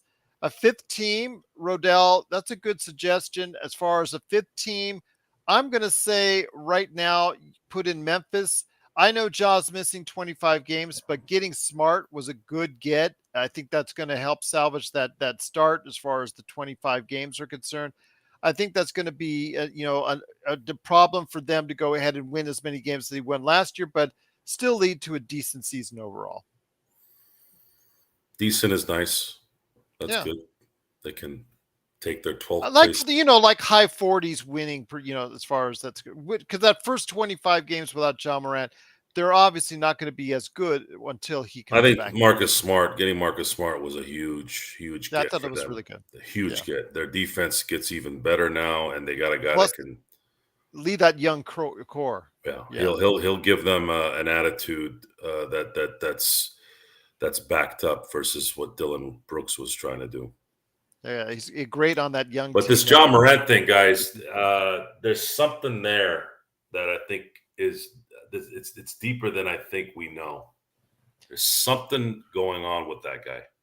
Yeah, I don't want to underestimate OKC either, Adam. I think that's a good get. It all depends on Chet. How healthy is Chet? Fully healthy, ready to go and rock and roll. That's the thing. If Chet can become a dominant player in his second season after not playing the entire season, that could change things around. And OKC could really, especially with Shea, SGA is really, really good. You think the Clippers are regretting that trade now for SGA? No doubt, but they didn't have any choice. They wanted to win a championship ASAP. Well, that was to get both Kawhi and PG. Kawhi said, you have to get me another guy. Otherwise, I'm not coming to LA. I'm not coming to the Clippers. And they had to bite the bullet on that one. The problem is they choked against Denver when they were up 3-1, had a chance to possibly win in 2020, but that was pretty much their only chance, it seems like, since then. That was the only time that Kawhi and Paul George were healthy and vibrant enough to make a run, but even then they couldn't close out that series. We'll see what happens, but Joe, it's been a great conversation. I truly appreciate it. It's after midnight here on the West Coast, and I cannot thank you enough. We've still got to have 150 people right now online. It is truly great to have you here. Joe, we will make a date for sometime later today on Sunday to go ahead and do this again. I don't know what time we have figured out yet. Are you thinking of a good time so we can go ahead and relay it to our audience? Unless you have a party or Indiana Jones, which I probably got to catch myself to get to. Well, I've already watched Indiana Jones, so obviously don't I need to know. worry about that. Do you have any more Well, pool I parties? probably have something going on during the day. We'll probably have to figure out a window sometime in the morning. There you go. Jamie's been real, you all, but he's going to go hit the pool in the AM before the temp hits 100 degrees again. It's 100 here in Vegas, so I know what you're going I hit the through in pool today Arizona. for about an hour. It was real nice. It Must was be, not absolutely. 91. It's about 91 degrees over here, so it was one of those days where you can just jump in the pool and instantly cool off within a second, and it's not cold or anything. It was perfect. Mahalo, BZ. Appreciate you being here. Always great to have you here. Aloha to you as well. Again, aloha to everyone else. Please like and subscribe so you get the latest notifications on when we go live on the air with our latest Lakers Fast Break later today. Going to go ahead and do it. You know, Laker Tom's going to go ahead and email or text me anyways. Gerald, I want to do a show. I want to go do a show. Especially if the Lakers do something, we got to do a show. Well, the So, Diva Tom is his new name. He does Diva what he Tom. wants. Yeah, he does what he wants when he wants. It's his world, and we're just living in it. This is true. Yeel, you have even yet to see a Joe rant. All of our new audience members, you have not had the privilege of seeing a Joe rant. Wait till you see when something really pisses him off and you get a 100% Joe rant. I'm telling you, man, Cameo. You got to do it on Cameo, man. The Get paid for it. spark is usually pretty quick. Mhm. If it can spark something quick, I can get off on a good rant. And the rants are important to be backed up for a good reason. I don't want to just rant just to rant.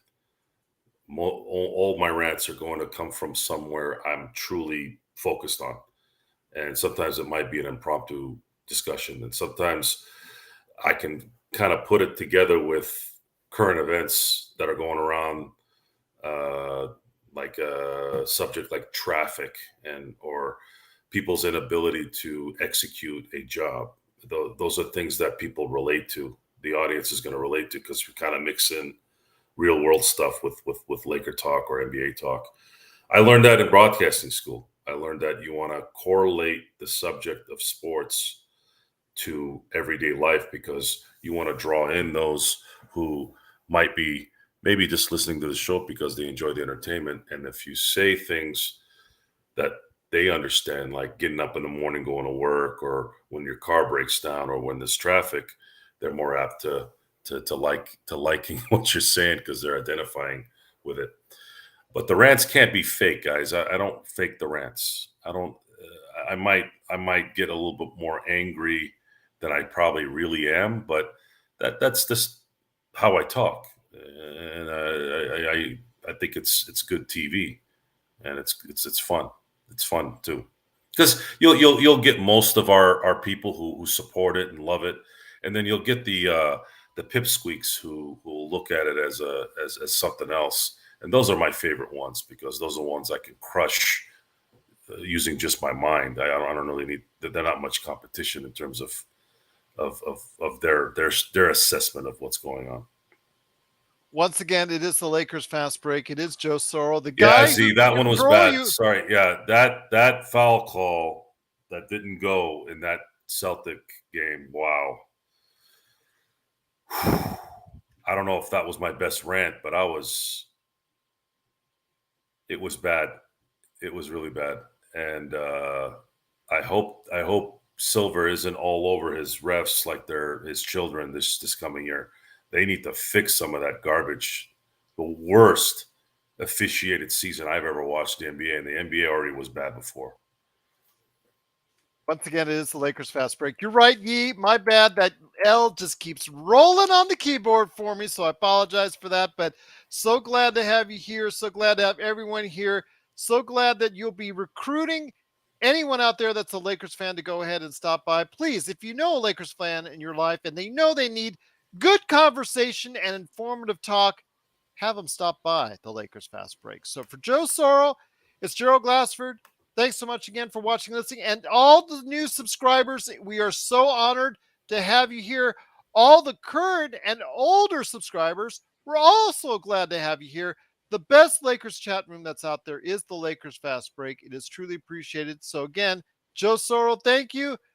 We'll be back tomorrow, or excuse me, later today with more action and more news on the free agent front in day 3 right here on the Lakers Fast Break podcast.